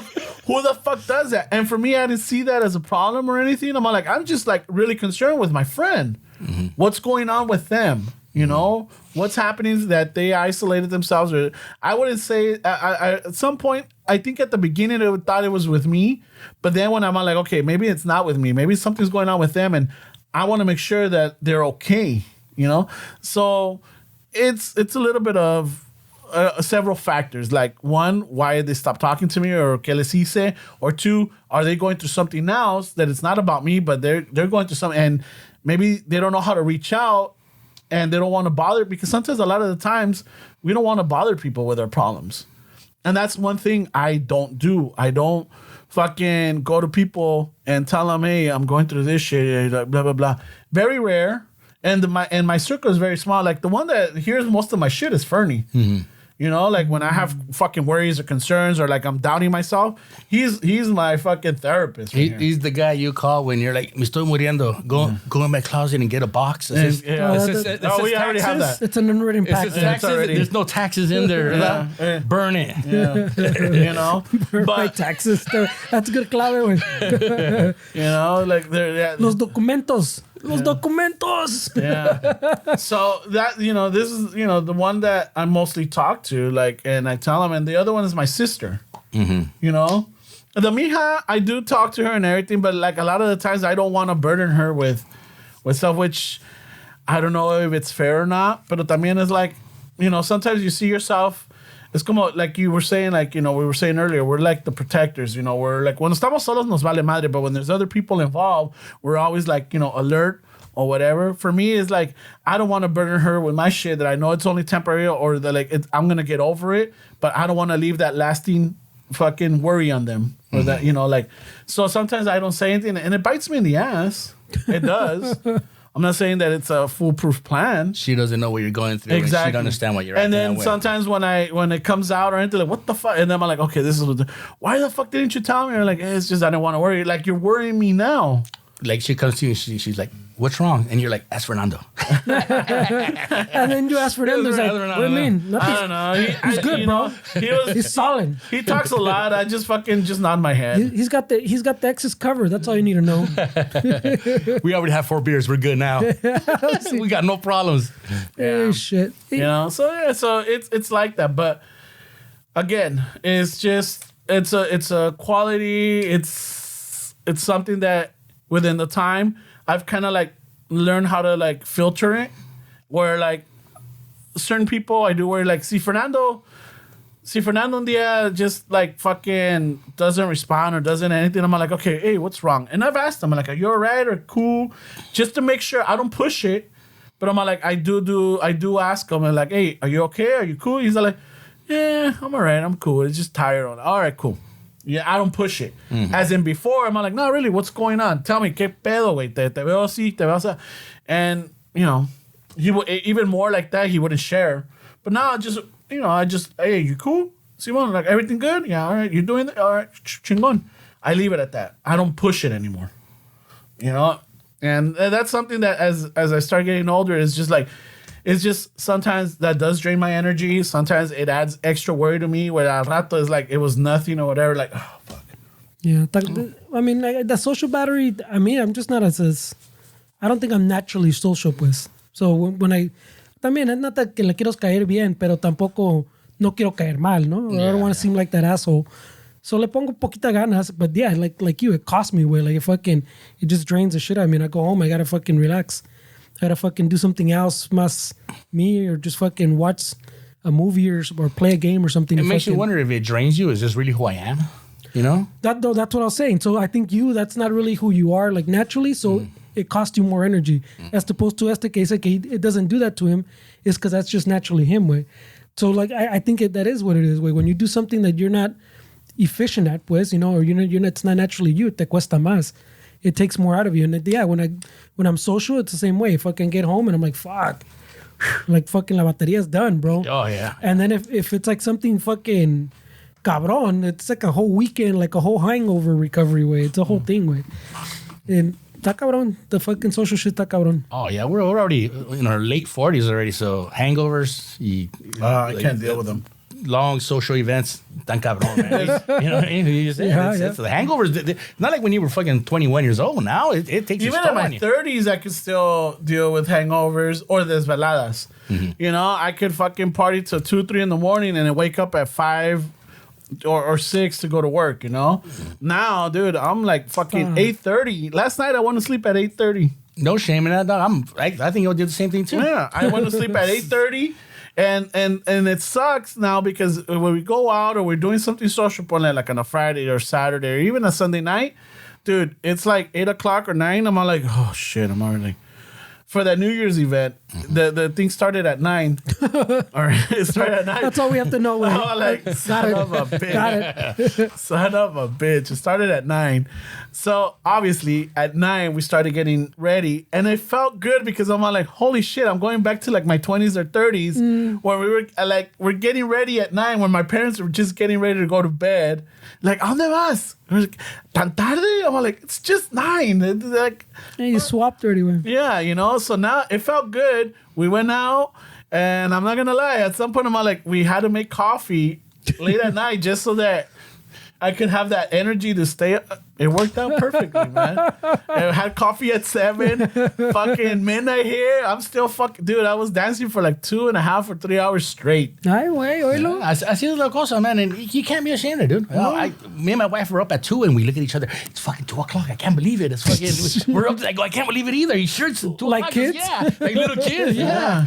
Hey, it was surprises. It's 8:30. I'm not ashamed to be in bed at 8:30. I fucking end a YouTube video or some shit. You know? No. No, I by 8:30 latest. When I'm talking que ya me voy a desvelar 10:30 at night. That's the latest. I'm all like, I'm fucking done. I'm going to bed, because I wake up at 4:30 in the morning. Oh shit! You know, to go to work and everything. So por eso is that maybe that's that shift or that change. You know, but I've been I've always been like, si voy a trabajar, I always want to be there like maybe 30, 40 minutes before the start of my shift. You're the guy. ¿Tomaste café? No, I have my coffee ready and everything. I kick it in my truck. I got the radio on, and I'll close my eyes and I'll just listen to the, if it's the KCRW or it's a fucking podcast or if it's music, I'm just listening to it. And then I got another alarm. It goes off at 6:15. I'm like, okay, I got 15 minutes. Let me go walk on in now, because I started shift at 6:30. Okay. You know, but I get there 5:30, 5:45. You know, so it's just I have a spot and I know I'm there because, and I think I get this from my dad, because my dad's never been like, one thing that when he was at work, he was never late. You know, he always had perfect attendance and always on time. So my dad was never late, and that was one thing, is like I always knew that. You know, I saw his awards, or when they got back in the days when the companies would give you recognitions for those little things. You know, they don't give a fuck now. Man. You know, now they give you, like, if you're like fucking, if you're 10 minutes late or 15 minutes late, they fucking write you up. You know, but they don't take account like, okay, you know what, Mr. Ramon right here showed up for fucking 6 months on time. You know, never late. Boom. Or fucking didn't call out or call out sick or anything. Yeah, he took his vacation. Yeah, he took his time off, but he was always here. You know, never called out sick. shit like that. You don't get those recognitions Oh, anymore. no, not anymore, man. They don't give a fuck. Yeah, they don't give a fuck about all any of that. This thing. I was gonna ask Chonuc something fucking so my fucking Chonuc because he was the guest with. I know, fuck. We forgot. Well, ya sé que te iba a preguntar. ¿Qué pasó? So, was your dad not in the picture at all, or was he like in and out, or qué pedo? He was in the picture until I was like 9, I think. Oh, like an Alfred Robles situation? Yeah. Well, is there anything positive you picked up from your father? You know what? Was he around long enough for you to pick up something? I'm going to say yes, but then I'm going to explain it. He taught me what not to do.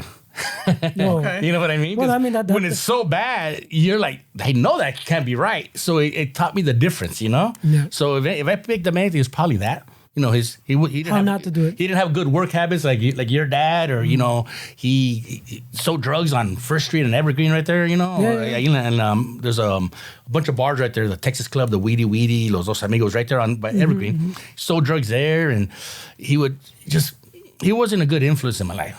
It wasn't. So then he left when like 9. I want to say 9, and then he would come back and just be a dick, you know, and it wasn't good. So I mean, besides just showing you the fucking what not to do, that there was no positive then.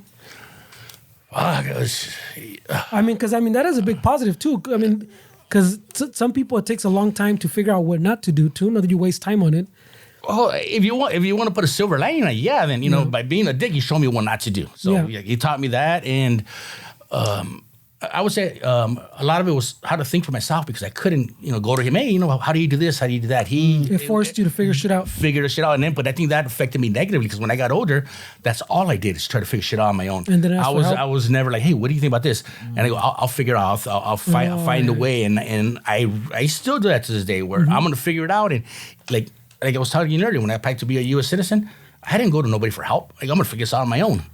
I fucked up. Now I'm here 3 years later, still trying to work on it because it was always me. I never had anybody to rely on that was older than me. Like say I got kicked out of my house, I wouldn't know where to go. So since I was 18 till now, I've paid my own way the whole way there. I never lived with nobody else. It was always me.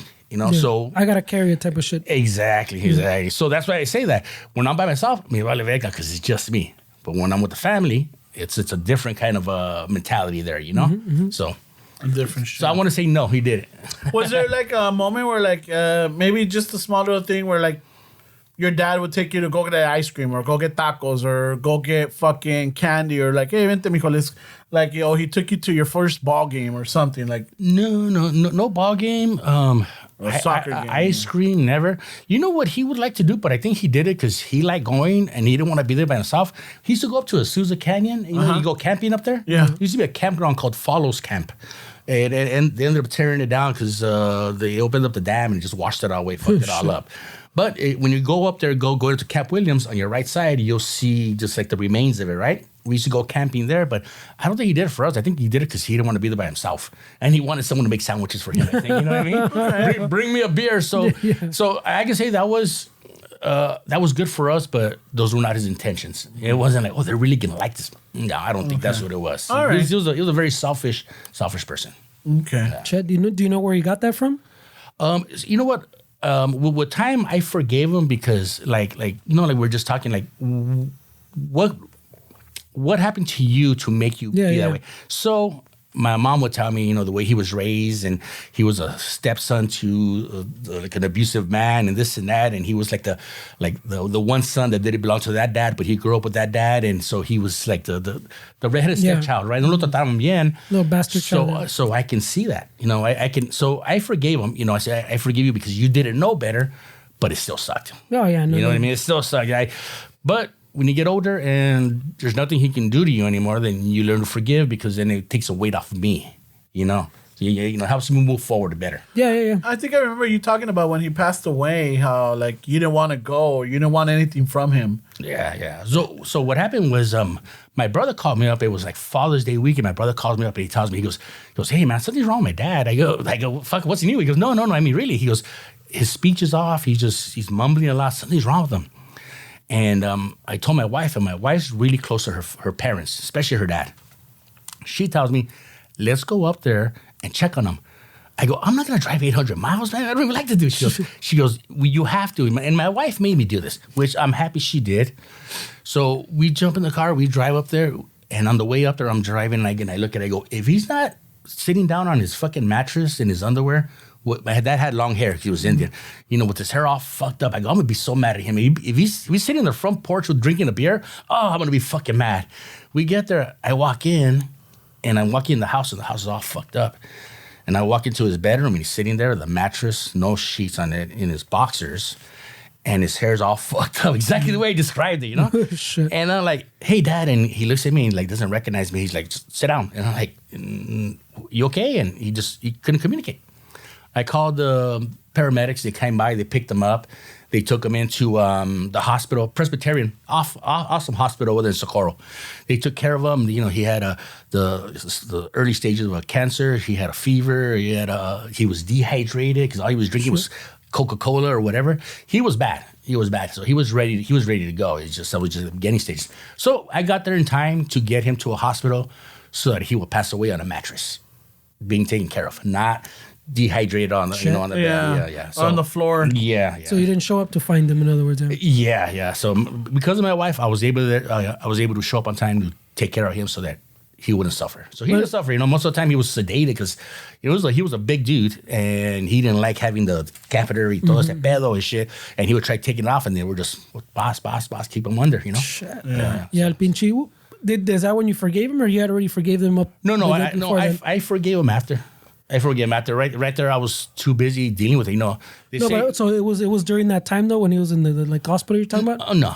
I didn't forget. I forgave him after he passed away. Once I started thinking about it, like I said, he can't do nothing to me anymore, so I forgave him. Oh, okay. So when he was in the hospital, I was too busy dealing with shit. They say the son that needs to take care of him is the next of kin. Mm-hmm. I was the last of kin. I was the youngest. I had 3 older brothers, didn't do fucking shit. So I'm the one who went back and forth and made sure he was in the hospital. Took care of his estate, his house, his cars. I took care of all that shit. Got the money separated from all my brothers. Y todo ese pedo. Gave my mom her chunk. I gave my mom her chunk. I go, this is for you to get buried in, okay? So that when you die, me and my sister don't got to pay for it. That's what this is for. Okay. Yeah. So shit. Do you think you going through all that process helped? Like you having to deal with all his affairs after? It gave me a better understanding of who he was, because he was sitting there in his underwear by himself and nobody wanted to help him. Me, I get off at 3, and at 3:15 when I'm not home, my wife's like, ¿Dónde estás, cabrón? It's fucking 15 minutes later, right? This guy's been in his underwear, dehydrated for a few days, and no one's helped him. So no one loved him. Oh, God bless him. It gave me a better understanding. God bless him. Yeah, a better understanding of, But I mean, like you said, it's where he put himself, no? So a funny story, because we were in the hospital, and you have one of those like crisis counselors come up to me and my uncle, and she's like, I need to tell you guys that your dad's gonna pass away. This is what's going on. And she says, I was able to talk to him a little bit. He was a good man. And my uncle goes, no, he wasn't. And the lady looks at him, looks at me, and I go, he's right. And she looks at us like, okay. And, I guess these guys are not in shock. They're, it's not going to hurt them that much. Walked away, and to this day, I didn't shed a tear for him, I had a Chihuahua that passed away 2 years ago, dog. Ese sí me dolió, dog. Because that one was by my side the whole time. Yeah. That one didn't fucking go off to the south cocaine that I know of, but, Pero me dolió más el perro que el papá. Yeah, but it still cost you some fucking brain power, to process through everything. Oh, yeah. I mean, to get to that forgiveness.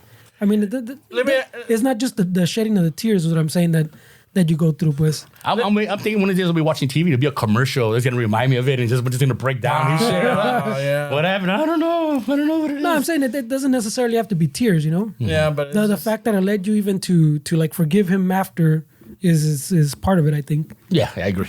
And the process and ahorita me va a salir lo pinche chismoso. Did you find anything while you were going through his properties that you're like, holy shit, what is this? No, because this gold mine? He had a safe in the ground, and when I got there, someone had come in and robbed him. Oh, shit. They took out what they left is he had a couple of vehicles that I sold. He used to drive a brand new Camaro, real nice. I sold that, sold the house. He had a shed because he was a mechanic, so he had a lot of fucking tools. They came in and took most of the good shit, Sure. My uncles tried keeping all this shit. I had to fight for it. I had to fight my uncles for it. No, he didn't have anything Oh, okay. Nothing that's fucking surprised me. You know? Do you have an idea who fucking broke into the safe? No. You didn't bother going through it? He was 70, almost 80 years old, and he liked to party. So he had a lot of fucking. He called them squaws. I got the squaws coming over. I go, oh shit, that's the Indian girls, you know? Yeah. They're coming over. So I think he had a lot of people who could have done access. that. Yeah, had access. Or and knew bad about intention. it, yeah. Yeah. So I think that's what happened. Oh, shit. No, it's fucking crazy, bro. Oh, man. Well, look at that. No father, no problem, huh?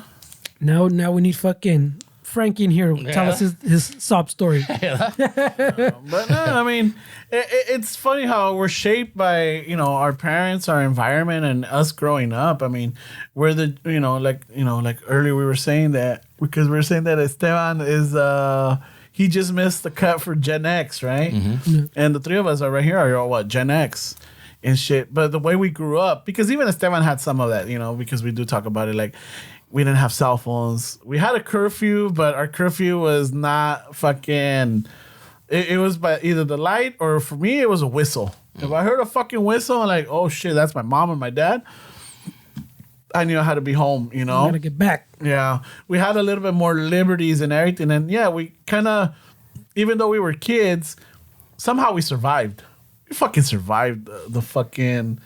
Times are different back then. Yeah. Or maybe we just didn't know the difference. We're older now. We worry more. But back then, it was probably dangerous. We just didn't know it because we were fucking kids, Yeah. Now, you raising your girls, did you raise them in a way where, like, they should, like, como te digo, did you worry? I mean, I'm sure you worried as a dad. Were you as carefree as your mom was with you? No. Because it was before it was just my mom, right, taking care of us. And my mom, her thing was, I gotta feed them and I gotta pay rent. And then my mom had a lot of health issues, so she spent the time in the hospital. So she was there half the time, and the other time she was working or in the hospital. So we ran wild. We were fucking, we're fucking wild. This adds up. This adds up, Chonuc. Yeah. So with 4 beers. 4 beers. 4 beers will take care of that. So with my kids, with the mother, father, and we're both there. And then I always saw that it was my duty to provide. I got to work. Make sure that I give them what I didn't have, security, the nice shoes, because I never did. Give them shit like that because I didn't have it, So you overdo it with them. Man, I used to fucking take my kids out to eat every fucking, we go to pick them up at school. We go fucking climb jumpers on Tuesday and then have sushi on a Thursday. I would take them out so much that I think that fucking affected them bad. I think you're not wrong. They have a boyfriend. When do you want to eat sushi? I go, fuck, I work at Taco Bell. I can't take you to eat sushi. I work at Taco Bell. Yeah. So, but it was my I handled the finance and I made sure I took care of that part. And my wife took care of them, So, but we worked together. But at the same time, my wife did a lot of the raising, Because you're busy working. I was busy working, and but we try to work as a team when we could, or when they needed the la chancla. Oh man, I have a. So you were a disciplinarian. Yes. Okay. You know what though? But the way I would do it was, when they deserve the chancla, I would make them go get the chancla. Okay. Go get me. That's a rite of passage. Yeah. They would bring it to me. No. Ese no. El pesadito, chingado. el piteado, cabrón. El San Marcos.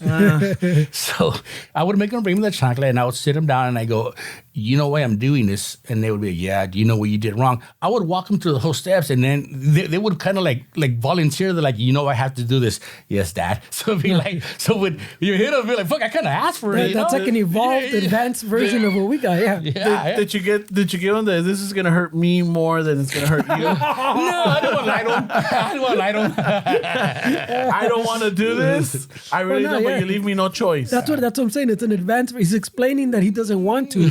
But you did something, and now I have to. Yeah, I wouldn't be doing my job if I didn't do this. I would be letting you down. So, and it's all that's what it was. It was the blue Nike chancla. It was like a rubber one, and when you was was a Nike one for acabarla, güey. Just do it. Right? See, when I was swinging, it would like kind of fold and like cut wind and shit. It was like a golf club, like kung fu fighting in those old kung fu movies. So yeah, something like a golf club, güey. Fucking shit. Yeah, because I do have I do have like that father thing that we're talking about where I'm always I think now that maybe I'm overdoing it. I'm like overcompensating for whatever, like you're saying, like you buy them more Like what you wanted plus, you know, like you're fucking quieren comer, sí, vámonos al pinche Olive Garden or whatever, sushi or whatever you're fucking talking about.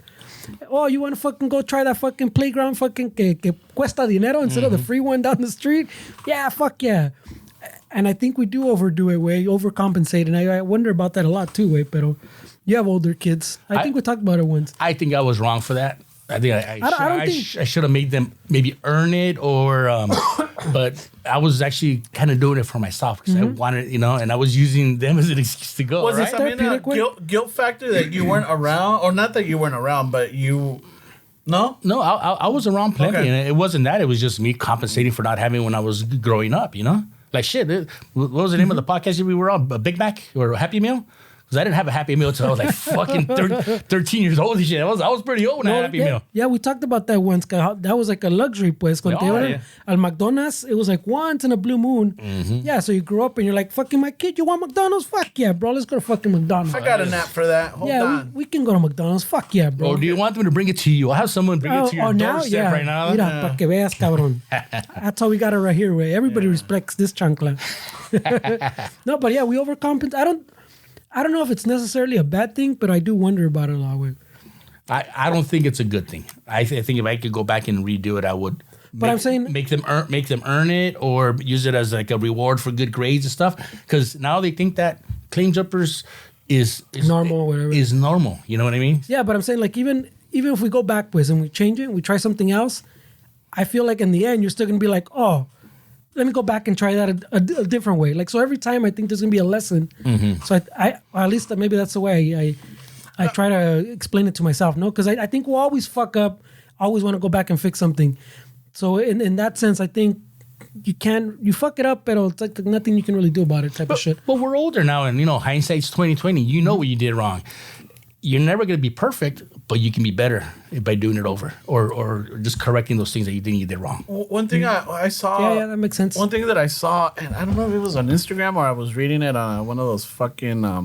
or heard it on the radio, can't remember. But they were talking about how kids that have chores succeed better in life after, as in instead of the kids that don't have any responsibilities at home or don't have to do anything, you know, because the parents don't want to inconvenience them, or they're like, I don't want them to go what I went through, you know, because I fucking hated chores. Did you? I hated doing chores, especially in the summer, where, like, you know, before we went to Mexico, before we went anywhere, like there was that little gap because we used to have 2 months and some change of fucking vacation. Yeah.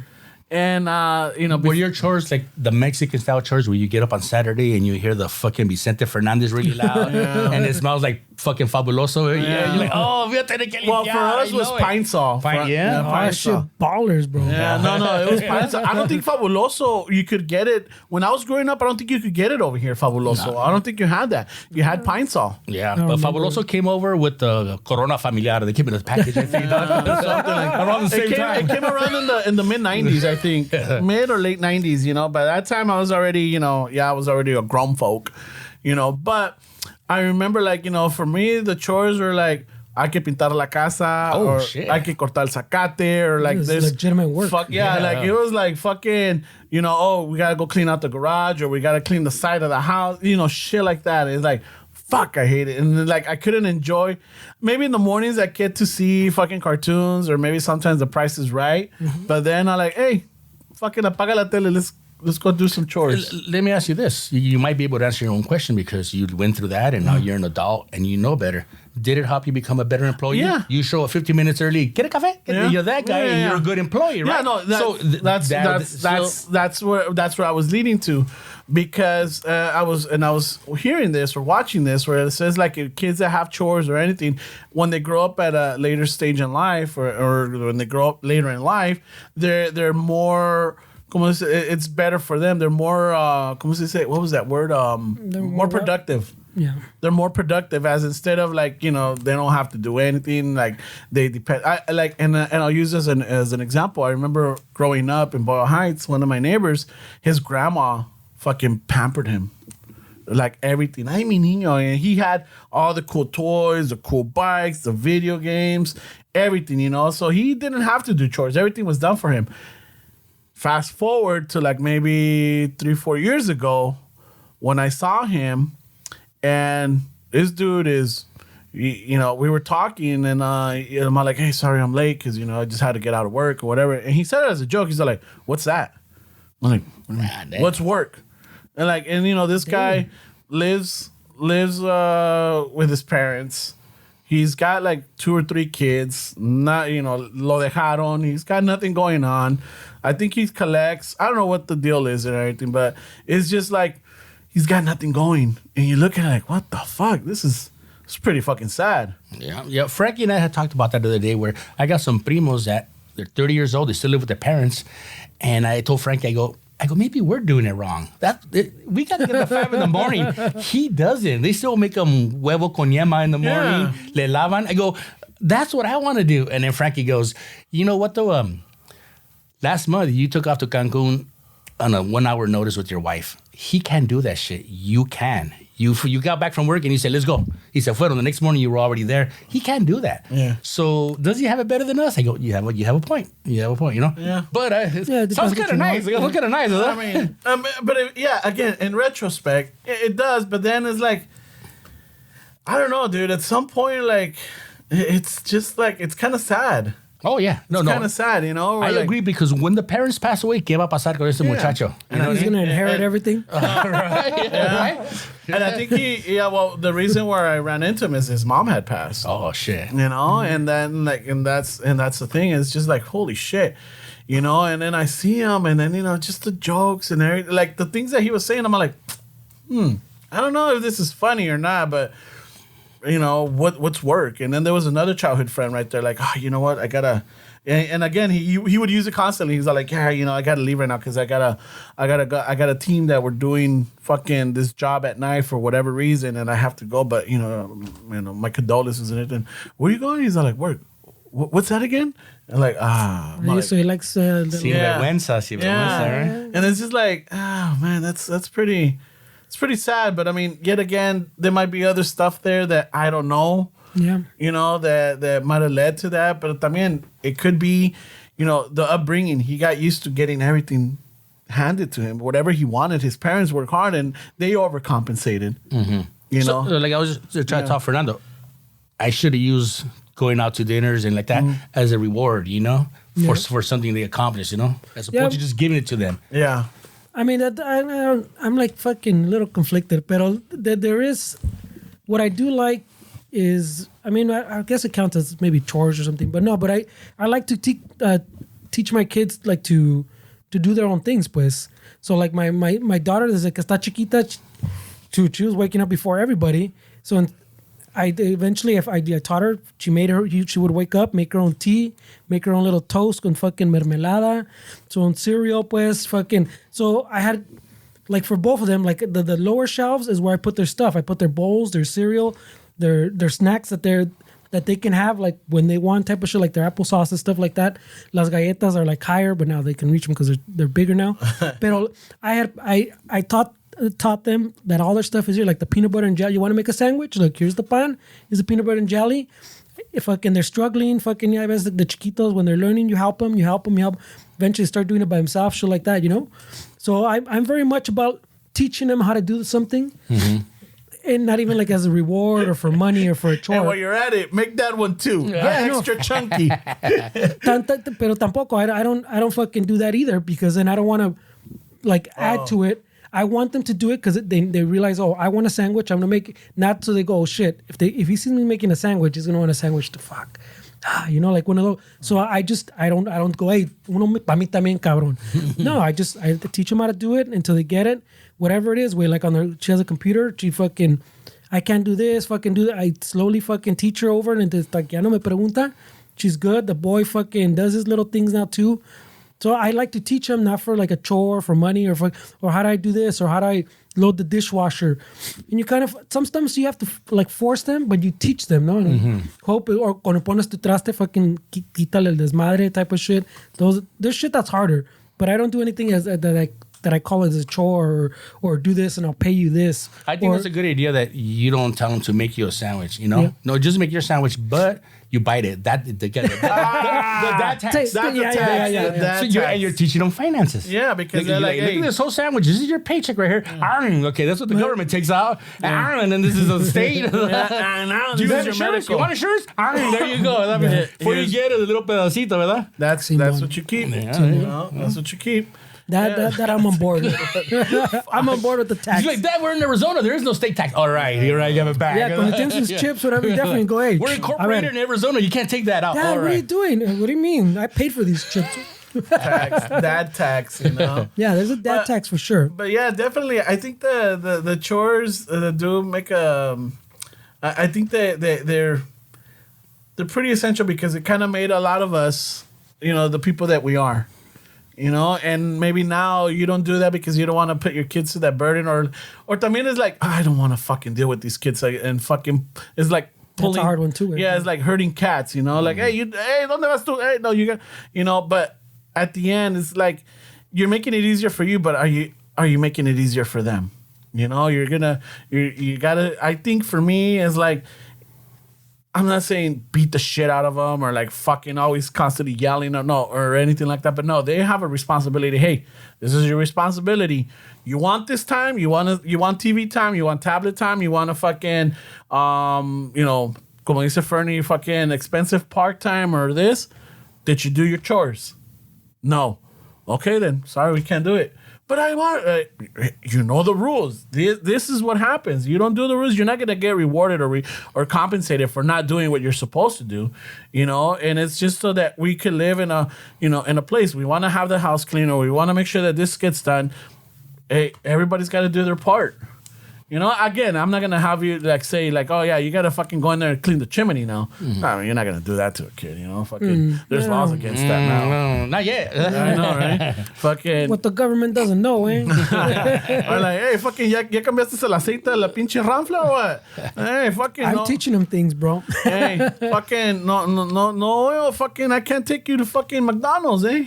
Well, you could Uber Eats it. Ni madres. You didn't change the oil. They won't do it either. No happy meal for you. It's like that, what's the famous Shaq one way where he's like fucking, oh, my kids know that I'm rich. They're not rich. Yeah. He goes, I tell my kids all the time, I'm rich. You're not rich. But now that you say that, I know I saw this one on Instagram where there's a dad that like, and the mom's recording, right? And he tells her, I need you to record this. And he's telling the kid, and the kid's all like in the closet, and he's got a plastic bag. Quiero que agarres todos tus zapatos. Well, he's telling him, get all your shoes, all your brain out shoes, everything that you have in the box, put in there. All this fucking clothes right here, put in the fucking bags. And he tells the wife, I want you to take them, drop it off in Goodwill. Then you go to fucking Costco, you go to Pick and Save, and you buy them clothes, because he is not going to bully other fucking kids because they have lesser. You didn't buy this. I bought it for you, and I don't care if I go fucking broke, you know, or we go broke, but you are not going to treat other people differently for what their parents can't afford. You think you bought this? And this is all in Spanish. You think you bought this? No, you didn't. I bought it and your mom bought it, and we bought it with the fucking sweat and the fucking pain and waking up early in the morning. So what? So that you could go make fun of another kid because they don't have expensive shoes? No fucking way. Not my son. You know, like, and the kid's crying and putting in like, and I'm like, holy shit. Yeah, it's gonna be traumatic, but you know what? That's a fucking lesson. That's a fucking lesson right there. It's gonna be a traumatic lesson. Yeah, but it's one of those where like, holy shit, you know, because this is going to teach, I mean, hopefully it teaches the kid not to be a fucking asshole, because, yeah, he has everything, but he doesn't know what it costs or the sacrifices. Well, how old is the kid? The kid was like maybe fucking 12 years old. He's not going to get the right lesson from it. Yeah, that's what I was thinking. Yeah. Hopefully it's so traumatic, when he gets older, all he's going to know is, fuck Walmart. That's all he remembers. Yeah, that's what I'm saying.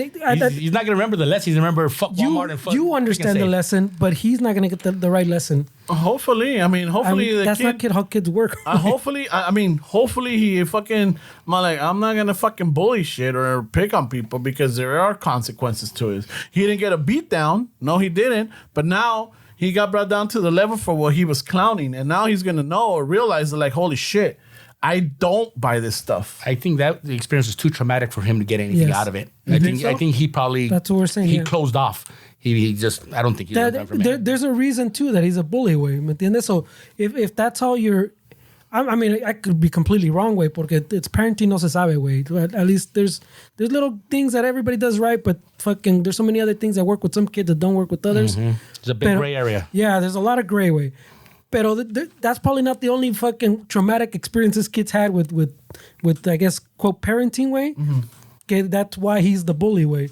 That's why he's bullying other kids way. Why he's, or I don't know if the mom or the dad, he got it from somewhere. Pues kids learn shit at home first. You think so? I mean, I'm not saying you think so, but that's where you. I mean, you learn it from school. I think social. They should have learned where the bullying came from first. Yeah. Fix that. Where did you get that from? Did you get it from me? Did you see me do that to somebody? Did you see your mom do it to somebody? Find out where that came from and resolve that issue. Explain to them that was wrong. And then fucking take your shit away after that. You know what I mean? Make them understand. It could be también fucking like look at like what do you call these the keyboard gangsters? Oh yeah. You know, they're like social media and they find all this shit funny and picking on people or whatever it is. Maybe he got it from there too. But that's all stems. That's what I'm saying. You're saying they get it from there. That's where that's where they might learn it. But they do that because either they feel like small at home and they want to feel big here. Or they feel this way here at home, so they want to compensate here. And then that's why they say that a lot of these things you learn at home doesn't mean you physically learn that word at home, pues, or that you act that way. You maybe pick that up like you're saying online or at school, but it came from something that started at home. Like if that's maybe that parent always goes overboard like that way, blows up like that, and makes him feel a certain way, so he goes and bullies other kids, way, ¿me entiendes? Like you go to the DMV and those fucking ladies are in a bad mood and you're like, what happened to you at home, man? Yeah, it goes back to what Chonuc is saying. What happened to you at home, man? I'm gonna tell you. For some reason, everybody in the DMV's got problems at home. I'm gonna tell you this, and I think it's. I recently was at the DMV, right? Oh, and whatchamacallit, I could see this lady just falling apart dealing with the people in there. You know, I could see them fall. I could see her I could see the moment where she started okay, and then it just started deteriorating to the point that she just got fucking fed up and rude and angry, and she just had to step away.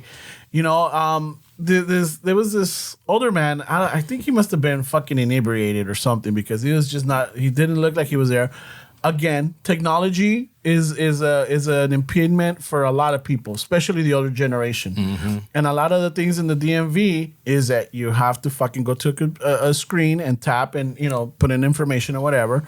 And it didn't also help that the man that was trying to get this going, he didn't speak English, and the lady that was trying to help him, her Spanish was very, very broken. So she knew what she wanted to say, but she wasn't using the right words. And the words that she was using was coming out like very strong and offensive, or like kind of harsh, not offensive, but harsh. And I'm just watching this, and at some point I wanted to jump in, but again, the new Ramon, I'm like, fuck that, 2025. This is still 2024. All right, check this out, Ramon. So I agree with you, but when I go to AAA, they do exactly the same service. Those people there are fucking happy to see me. They're helpful. But I got to pay for that service. DMV, they're doing the service for you. So they're like, we're not losing customers. We don't give a fuck about because this is government funded. The AAA, they need to keep a smile on their face because they need to keep me as a customer, you know? So I think that's what it is like they don't care if their numbers drop. They don't have a meeting and say, hey, we're losing money. They don't lose money at the DMV. So there's nobody there pushing you to have good customer service. Or I don't think they have a complaint box where you say, este cabrón me habló mal, and you put it in the box. They don't have that because they don't give a fuck. We need them, unless you pay for AAA and you go there and fucking happy as fuck to see you. Y también that I would argue que también, since you're paying for that service, that usually kind of weeds out the riffraff, like this vato saying, like that other vato probably doesn't have the money to pay for AAA, so you get like a different type of customer too. That not only expects the customer service, but they're nicer more than they would be at the DMV. So I would say the DMV people do have to re-energize, but unfortunately they don't have the time to do it at home, maybe. And they don't got a social battery. Yeah, so they got home and their kids are not doing the chores that they were supposed to. So now the mom or the dad have to do it. It's just a fucking vicious cycle, bro. There's I think we talked about it before too, how I think everybody, instead of like, you know, in other countries, como Mexico, you have to do the military service, the year, whatever. You should have to do customer service for 1 year. Like everybody. How about a server At an old Target or some shit like that? No, like, yeah, like a server or like a Kmart or Walmart. You know, Customer service, yeah, or on the phone. Algo like you have to work customer service so you can get that experience so fucking you learn how to deal with those people. They'll be like, you got to go to Target. I'll do the Marines better. Yeah, you want to go to the Marines? We're at war. I don't care. I'll go to the Marines. I'll go to, fuck it. Marines or Denny's? I'll take my risk over a landmine over fucking an angry customer anytime. You got to work at Denny's from midnight to 8 a.m. No, thank you. But Vietnam. Things would run smoother, no way? Yeah. Because then you would know how to actually talk to someone else that you need something from. But yeah, and I mean, and like, you know, Fernie, you yourself, we at some point in our life we had to deal with customers, right? We were in the customer service because we did communications, right? So you have to go to a house where like either you're installing a new service or you're there to repair a service. So if you're there to repair a service, they're already pretty upset because they went through fucking how many hours on the phone trying to talk to somebody, explain what the problem was. Okay, reset this. Yeah, reset that. And then not only that, but now they're giving a week fucking appointment or whatever it is. And when you show up, they're pretty fucking angry. So my thing is, early on, it would affect me. When they were angry, when I'm like, oh shit. And I really tried. But at some point, I kind of switched that and I said, look, they're mad, but they're not mad at me. You know? So when I showed up and they were angry and everything, you're supposed to be here 2 days later. Well, I'm here now. Let me know what the problem is, the issue. I already told them. I'm like, I understand. I have what they said, but I want to hear it from you because sometimes it doesn't translate. Whatever you're telling. So if you tell me something, it might help me diagnose the issue faster. Yeah. Well, this is happening. I'm like, okay, any specific, whatever, blah, blah, blah. Okay, boom, I'll get it going. And then by the time it was done, they were happy. Now, there were those instances where I couldn't get it fixed because it was out of my scope of work. You know, it was out of my hand. I had to deal with another fucking department, or the service was built wrong, or there's a damage, right? And those, I always try to be a little bit more sympathetic and break it down to them. Like, hey, this is the issue that's happening. You know, you're not the only one that's affected. But there's already somebody. I got them. Boom, boom, boom. Here's my I always give it to my supervisor. Here's my supervisor's number. I already spoke to him. All right, well, thank you very much and everything. And once I had that, it was cool. Very rarely, but it did happen. I would have that fucking customer that just get the fuck out of here. You know, whatever. I'm glad I went to that part of my career when I was young. Right now, this Chonuc. Fuck yeah. Oh, yeah. My social battery's gonna fucking drain in one visit. I gotta go home, man. This guy was too much, you know. Yeah. But I'm glad I got that out of the way. I need a mental health day. Oh yeah. Yeah, because you would show up and people would be fucking pissed when they're cussing you out. Yeah. But I mean, I don't have the Ramon or you that que tengo que ser pleasant to people most of the time. So I would just fucking sit there and let them get it out way. Ya que acabaran, I'd be like, I go to like Ramon was saying, okay, so I'm here now. Explain to me. Fucking, no, pues yeah, but let me hear it so I can ask you some questions and fucking we'll get this figured out. Pero había unos que kept going to sometimes I have to tell them, look, I know you're angry. If we can't communicate, then I'm gonna leave and we can come back a different time when you calm down. And then fucking that would like snap them out of it también, you know? Because you go, me voy a pelar, güey, si no te callas. Because you would get cussed out machine, güey. Oh, yeah. Pero I would just let them vent, güey. I just fucking go fucking start thinking about fucking working at Target or something, you know? Fucking, y ya que I saw him fucking ya running out of wind, okay, ya acabaste? All right, let's fucking start walking through it, güey. But it wasn't anything to me, güey, unless it started getting racist or some shit, you know?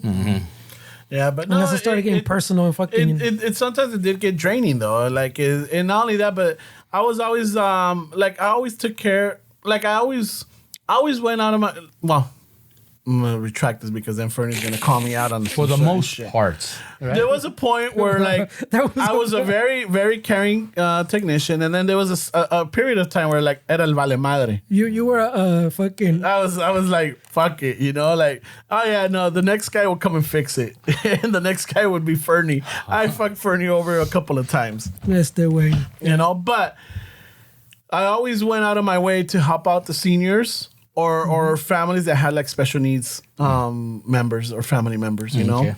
Because I understood like there is a seriousness to this. There was someone complaining because their internet's not working, but their phone line is good, you know, and because they can't order, they can't Skype or whatever it is. I really wouldn't kill myself for that. Yeah, you know, it's Skype for work way. No.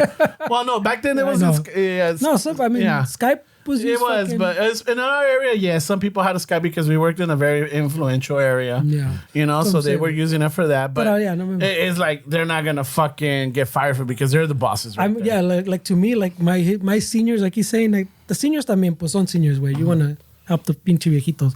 Pero también me dan when you show up and it's a little paisita that took the day off, way. You're like, oh. Este güey si le pinche cuesta, güey. Yeah. I would fucking be there all day if I had to, güey. Y ¿sabes qué? I gotta come back. We gotta come back tomorrow. Déjame la llave bajo el tapete. Like that, sure. Leave me the gate. Tamales on the... Leave the gate open, güey. We'll handle it tomorrow. Put the dog away and we'll take care of it. Y eso sí, salían con sus fucking, like you're saying, your burrito or your tamal, tu chela, whatever. I was a service tech when I was 18, 19 in East LA, a little company called Buena Visión. Right there on Eastern, right at the fucking, at the little Y, right? Yeah, right there. Yeah. And I remember there was a lady that would call up all the time. She was like 80 years old, little paisa lady. Her name was, I still remember her name, Refugio Lopez. And she lived on like 4th Street, 4th and Lorena. And she would always call up at her remote, no servía, and I would go. And then I started going there when I didn't have anything to do. And I would show up and be like, Señor, he goes, oh, les hablé por el remote. I go, no, nadie, you didn't make a call. But she didn't remember if she did or not. And I go, I came, you know, she goes, I just came to check on you. Are you okay? She goes, yeah, my remote's fine. I go, okay, that's fine. And she goes, mañana ven, te voy a tener unos tamales. I go, all right. I fucking showed up and sat down and I had some tamales out there. But I remember, and what you were saying, the elder just kind of like, they can't help it. You know, they're older. Technology has changed so fast during that age where they were, you know, they from 60 to 80. It's changed so fast that you can't expect them to keep that up, you know? Yeah, I'm 50 and I'm having a hard time. Well, I mean, even out there, I remember there was some that I don't know if you remember, Ramon. There was maybe like a little handful that everybody kind of knew kind of just seemed to call for the company, way. Yeah. They call and say something was a problem, you show up, everything's kind of fine. Pero nomás se ponían a hablar, güey. They would just, the whole time they're talking to you, pues. And you're like, oh, everything looks fine. Oh, okay. So everybody started fucking ya agarraron la onda que they just needed company. So cuando pasaban esos, I just show up. I wouldn't even really do anything, güey. I would just make sure, check, todo bien, okay.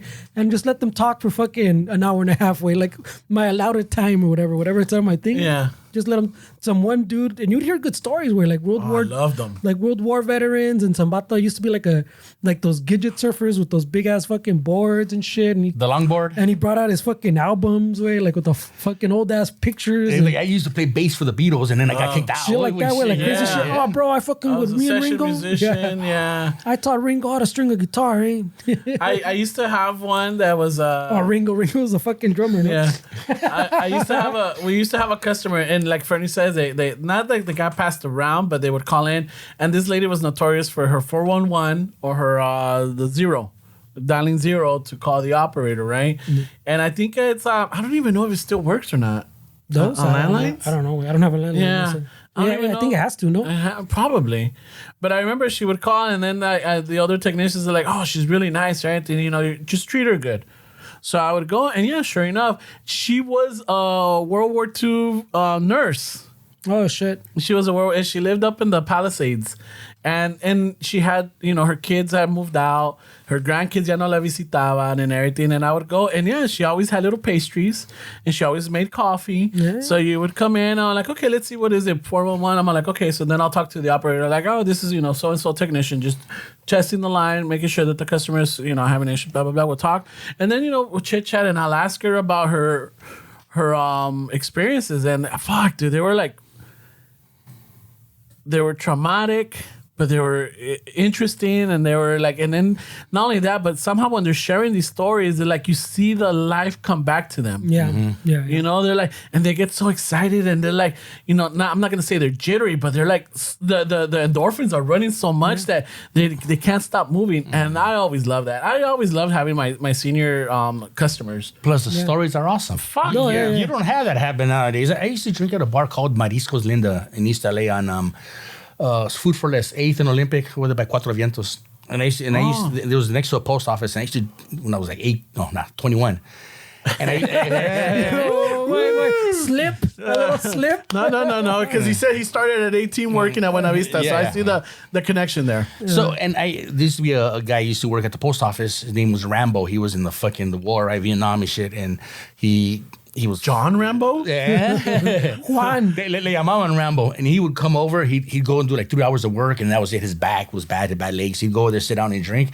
And we'd be drinking them, and he'd tell you stories, man. And be like, and we were there, and then our sergeant would tell us, "Get up and start shooting, motherfuckers!" And I would be like amazed, like, God damn it, the stories and the passion. And he would sit there and cry, remembering like, and then Billy was running, and the Charlie got him, and just the stuff he was saying. I was like, wow, I could listen to this guy forever, forever. I mean, and they like telling it more than you like hearing it. Oh, for sure. Way. Oh, yeah. They weren't always the most chingon stories, but like you're saying, you see them get into it, and you're like, all right, fuck it, keep going, way. Yeah. Fuck yeah. So I had a lot of those days too, way, where una vez me regañaron too for fucking staying too long. For yeah. Well, because I had one time I had one of the supervisors going with me, and me tocó one of those, and I started working slow, letting him talk, fucking his story, talking back and forth to him.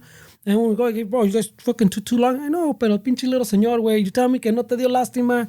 You don't like his fucking World War II stories. It's like, yeah, bro, but we gotta keep it going. I go, dude, this is part of the job, no? Fucking customer service way, fucking making sure his thing's fine, making sure he's fine, way. It's a win-win, way. Yeah. Win-win. I'm sure this customer's been paying for fucking 70 years, way. Yeah. Can't give him a fucking hour of our time. Yeah, I'm like, dude, and fucking todavía me la rayó, way. And if you didn't listen to him, he was going to call again and have someone else show up and listen to him, Yeah. He had to get that out of his system. Yeah, but I mean, So there's pros and cons to doing customer service, but at the end of the day, like if you take the good of it, you really are helping people out, in a way, especially, like we said, the seniors, we have that, we have these people. Then you have the people that are too much in a rush. They're like, fucking, yeah, like, how long is this going to take? Or like, can you get it done? Like, hey, it's going to take me as long as it's take me, And yeah, sometimes you put a little effort on it, but sometimes when they're like really assholes or whatever, I'm like, nah, you know what? Can't do it today, Pero bueno, Chonuc, ya llegamos al fin del tiempo. It was a fun ride. Thank you guys for inviting me, man. No, thank you for a good episode. No problem. Yeah. I'm going to release it for you guys and sue you guys for releasing it. Son of a bitch. It was like half an episode of no Gotcha, fucking- bitch. Gotcha, bitch. Do I still have it? You still have it there? Oh, he's been waiting all day. I forgot. I don't even ask about it. He's like, Nada. at the beginning, he Oh, said, I know which one this about fucking everybody likes, way. the turtle having sex. No, ponle, I got you, bitch.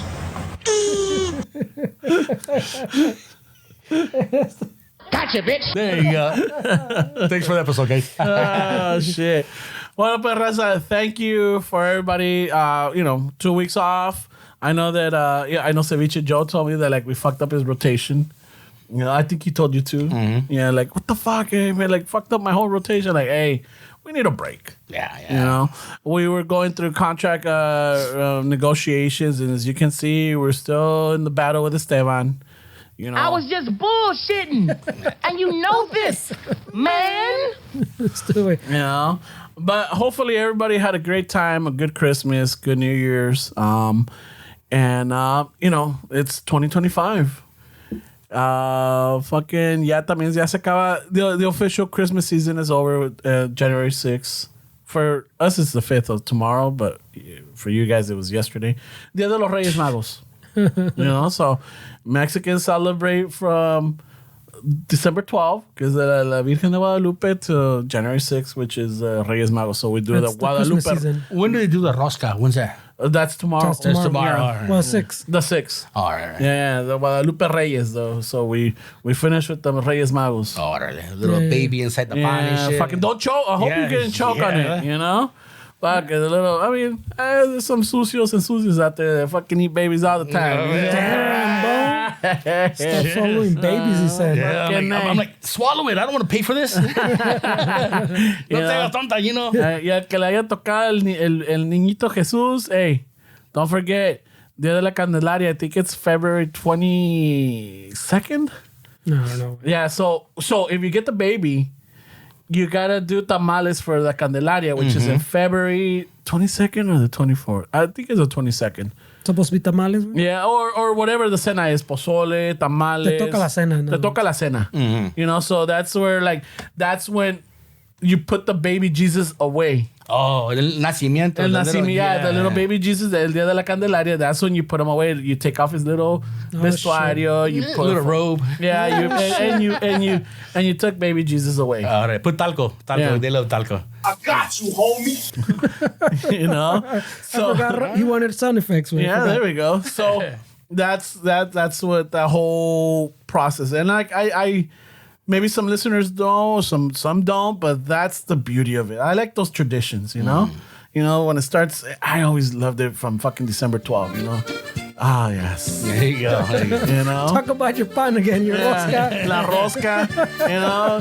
Y si les toca al niño la rosca, because that's another albur, because, you know, Yeah, there's all kinds of albures right there, you know? Yeah. You know, que... Yeah, there's no alburas in religion. What are you talking about? Oh, there's plenty of fucking, you know, pero que si te tocó el niño en la rosca, pues, you know, cuidado. Damn. Porque te toca el día de la Candelaria. Don't forget to look up Chonuc on OnlyFans I know, he's, with this Chonuc. I know, with the chancla. Look at the rosca. Hey, I was surprised you didn't come in with chanclas today because it's cold. I don't know why. That's true. I don't know. Yeah. It's 'cause his kids are grown up. And I just got right. He's like, I just got my feet done too, so they would have looked nice. I see Yeah. la fucking la luz, the luz would look nice, but Fucking, what do you get the clear on the nails or what? no, they're naturally beautiful. I don't need that. right. I don't need makeup, dog. All right. all Yeah, natural. because you and Frankie are the chancla boys. The chancla Guarache It's brothers. comfortable. It's easy, dog. No chanclas? No, I don't Fernando? No, I don't. I I'm either barefoot or with shoes. Oh, you know what? So I do have slippers in the house, the little foamy ones. The Debos. Yeah, from fucking Costco. everybody, Yeah, every fuck yeah, dad those has are comfortable as fuck, dude. But I see, like, I don't go out with those pantuflas out of the house. I might go to take out the trash or like in the yard, but I see like out in public to the store or drive. No, I don't do that. I've worn my pantuflas out to the bar. Jesus Well, let me Christ. finish. 4 beers and you forget. No, because they're Red Wing fucking, so they're tough. They're tough. Really? They're not They're regular house shoes. steel-toed fucking- Yeah, I could be at a construction Send job me site. the link. Send me the link to that. I'm interested. I'll send it to you, but Red Wing makes a fucking awesome pantufla, dog. No. Awesome. I've had it for like 5 years and it's still rugged.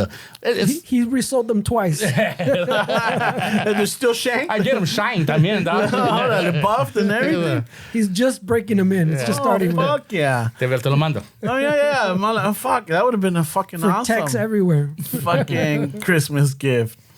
You know, fucking Red Wing pantuflas. You guys take Citrus going home, right? Yeah. Go down Citrus when you pass there's Roland a red- Shoppers Lane. Yeah. Right there, there's a Red Wing. That's But where are they open on Sundays? Down the street don't from know. the street from there, like literally down the street, isn't Star Dutch Brothers. Oh, okay. Yeah. It's like a block or two away. Well, the thing is, I do love taking that route because we like going through the little old town, and then we always fucking Fernie always gotta look at the Dutch Brothers. But the latest one, well, yeah, it's La Carniceria that's right there, right before the freeway. Mi carniceria. La Carniceria. La is it? carniceria? Yeah, I know what you're talking about. Oh, fuck, I love that. Man. That's some good ranchera. Fuck yeah, and the riblets, Yeah. and even the chicken. I took some chicken last time. Fucking Damn, amazing. bro. It's not cheap, but it's worth it. Oh yeah. Yeah. That's not in every fucking carne asada place you go to. That's it. That's a personal carne asada. Every other Sunday with just your immediate family. You know what I mean? And me. That's a I personal. bet tu primo, fuck, sácala es mío and shit for him. You know? Fucking. La milanesa for that. Fuck that. That vato gets cubed lengua. Hey, how do you know when to stop chewing, Fernando? Oh my goodness. Oh shit. Inside jokes, guys. Yeah. Inside Sorry, jokes.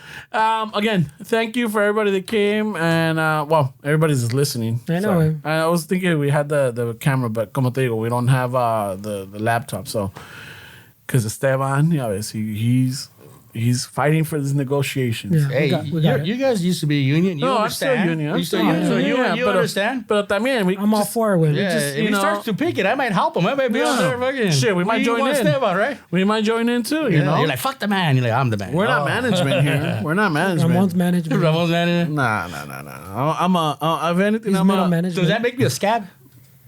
Oh, you're a scab? Damn, that's true. Yeah, you crossed the picket line. Wait a minute, does your company have a union? No, they don't. Oh, yeah, you're a fucking then you're scab, good one. bro. Oh, shit. You're a scab. Fuck. All right. I'm sorry. But you're our management, aren't you? No. Oh, no? No. you're I'm hourly or else I wouldn't work that much. Oh, you're for the salary? Oh, You're for the people then. Yeah, All right. We'll take a special consideration. So, how often do you guys release episodes, Chonuc? Well, we're supposed to be once a week. But during the holidays, and I kind of leave it up to Frankie because, he's got the small kids and stuff, and he's got a lot more on his plate. So I let him reach out to me and say, hey, man, let's record. So, yes, we recorded yesterday. The gym? What was it? The gym? Go to the gym? Go to the gym? Yeah, that's something that our wives tell us all the time because Frankie's wife and my wife, they're gym rats. Y siempre están allá, so everything, hey, my backers, go to the gym. Like cualquier cosa. Go to the gym, we'll solve it. So that's how it came up. Fuck, se me durmió la pierna. Go to the gym. Oh, fuck. So if you want more Chonuc gems, no father, no problem, guys. No father, no problem. You get to hear his wisdom. Oh, there you go. I wouldn't call it that, but thank you. Yeah, I'm sure there's pendejadas in there too, but There is. Yeah, we aim for pendejadas, and then some wisdom comes out of it. But there's some wisdom in there. Just a bit. I think long ago, even when we first heard him, I think one of you, Frankie or you, fucking said something about that you're doing it kind of leave a record for your kids. Yeah. Esa se me pegó. Yeah. I still think about that one. See? Not all pendejadas. Right? Because I was thinking at the moment, like, how far before someone forgets you? Mm-hmm. Your Coco moment. I passed away. My grandkids will remember me. My great grandkids, they're not even gonna. My grandkids might take them to that was Papa right there. So, but I'm always gonna be in the cloud somewhere. You know what I mean? Hearing fucking stories and shit. My God forbid, tata was fucking crazy, eh? Or God forbid, you leave 2 minutes earlier, and something happens.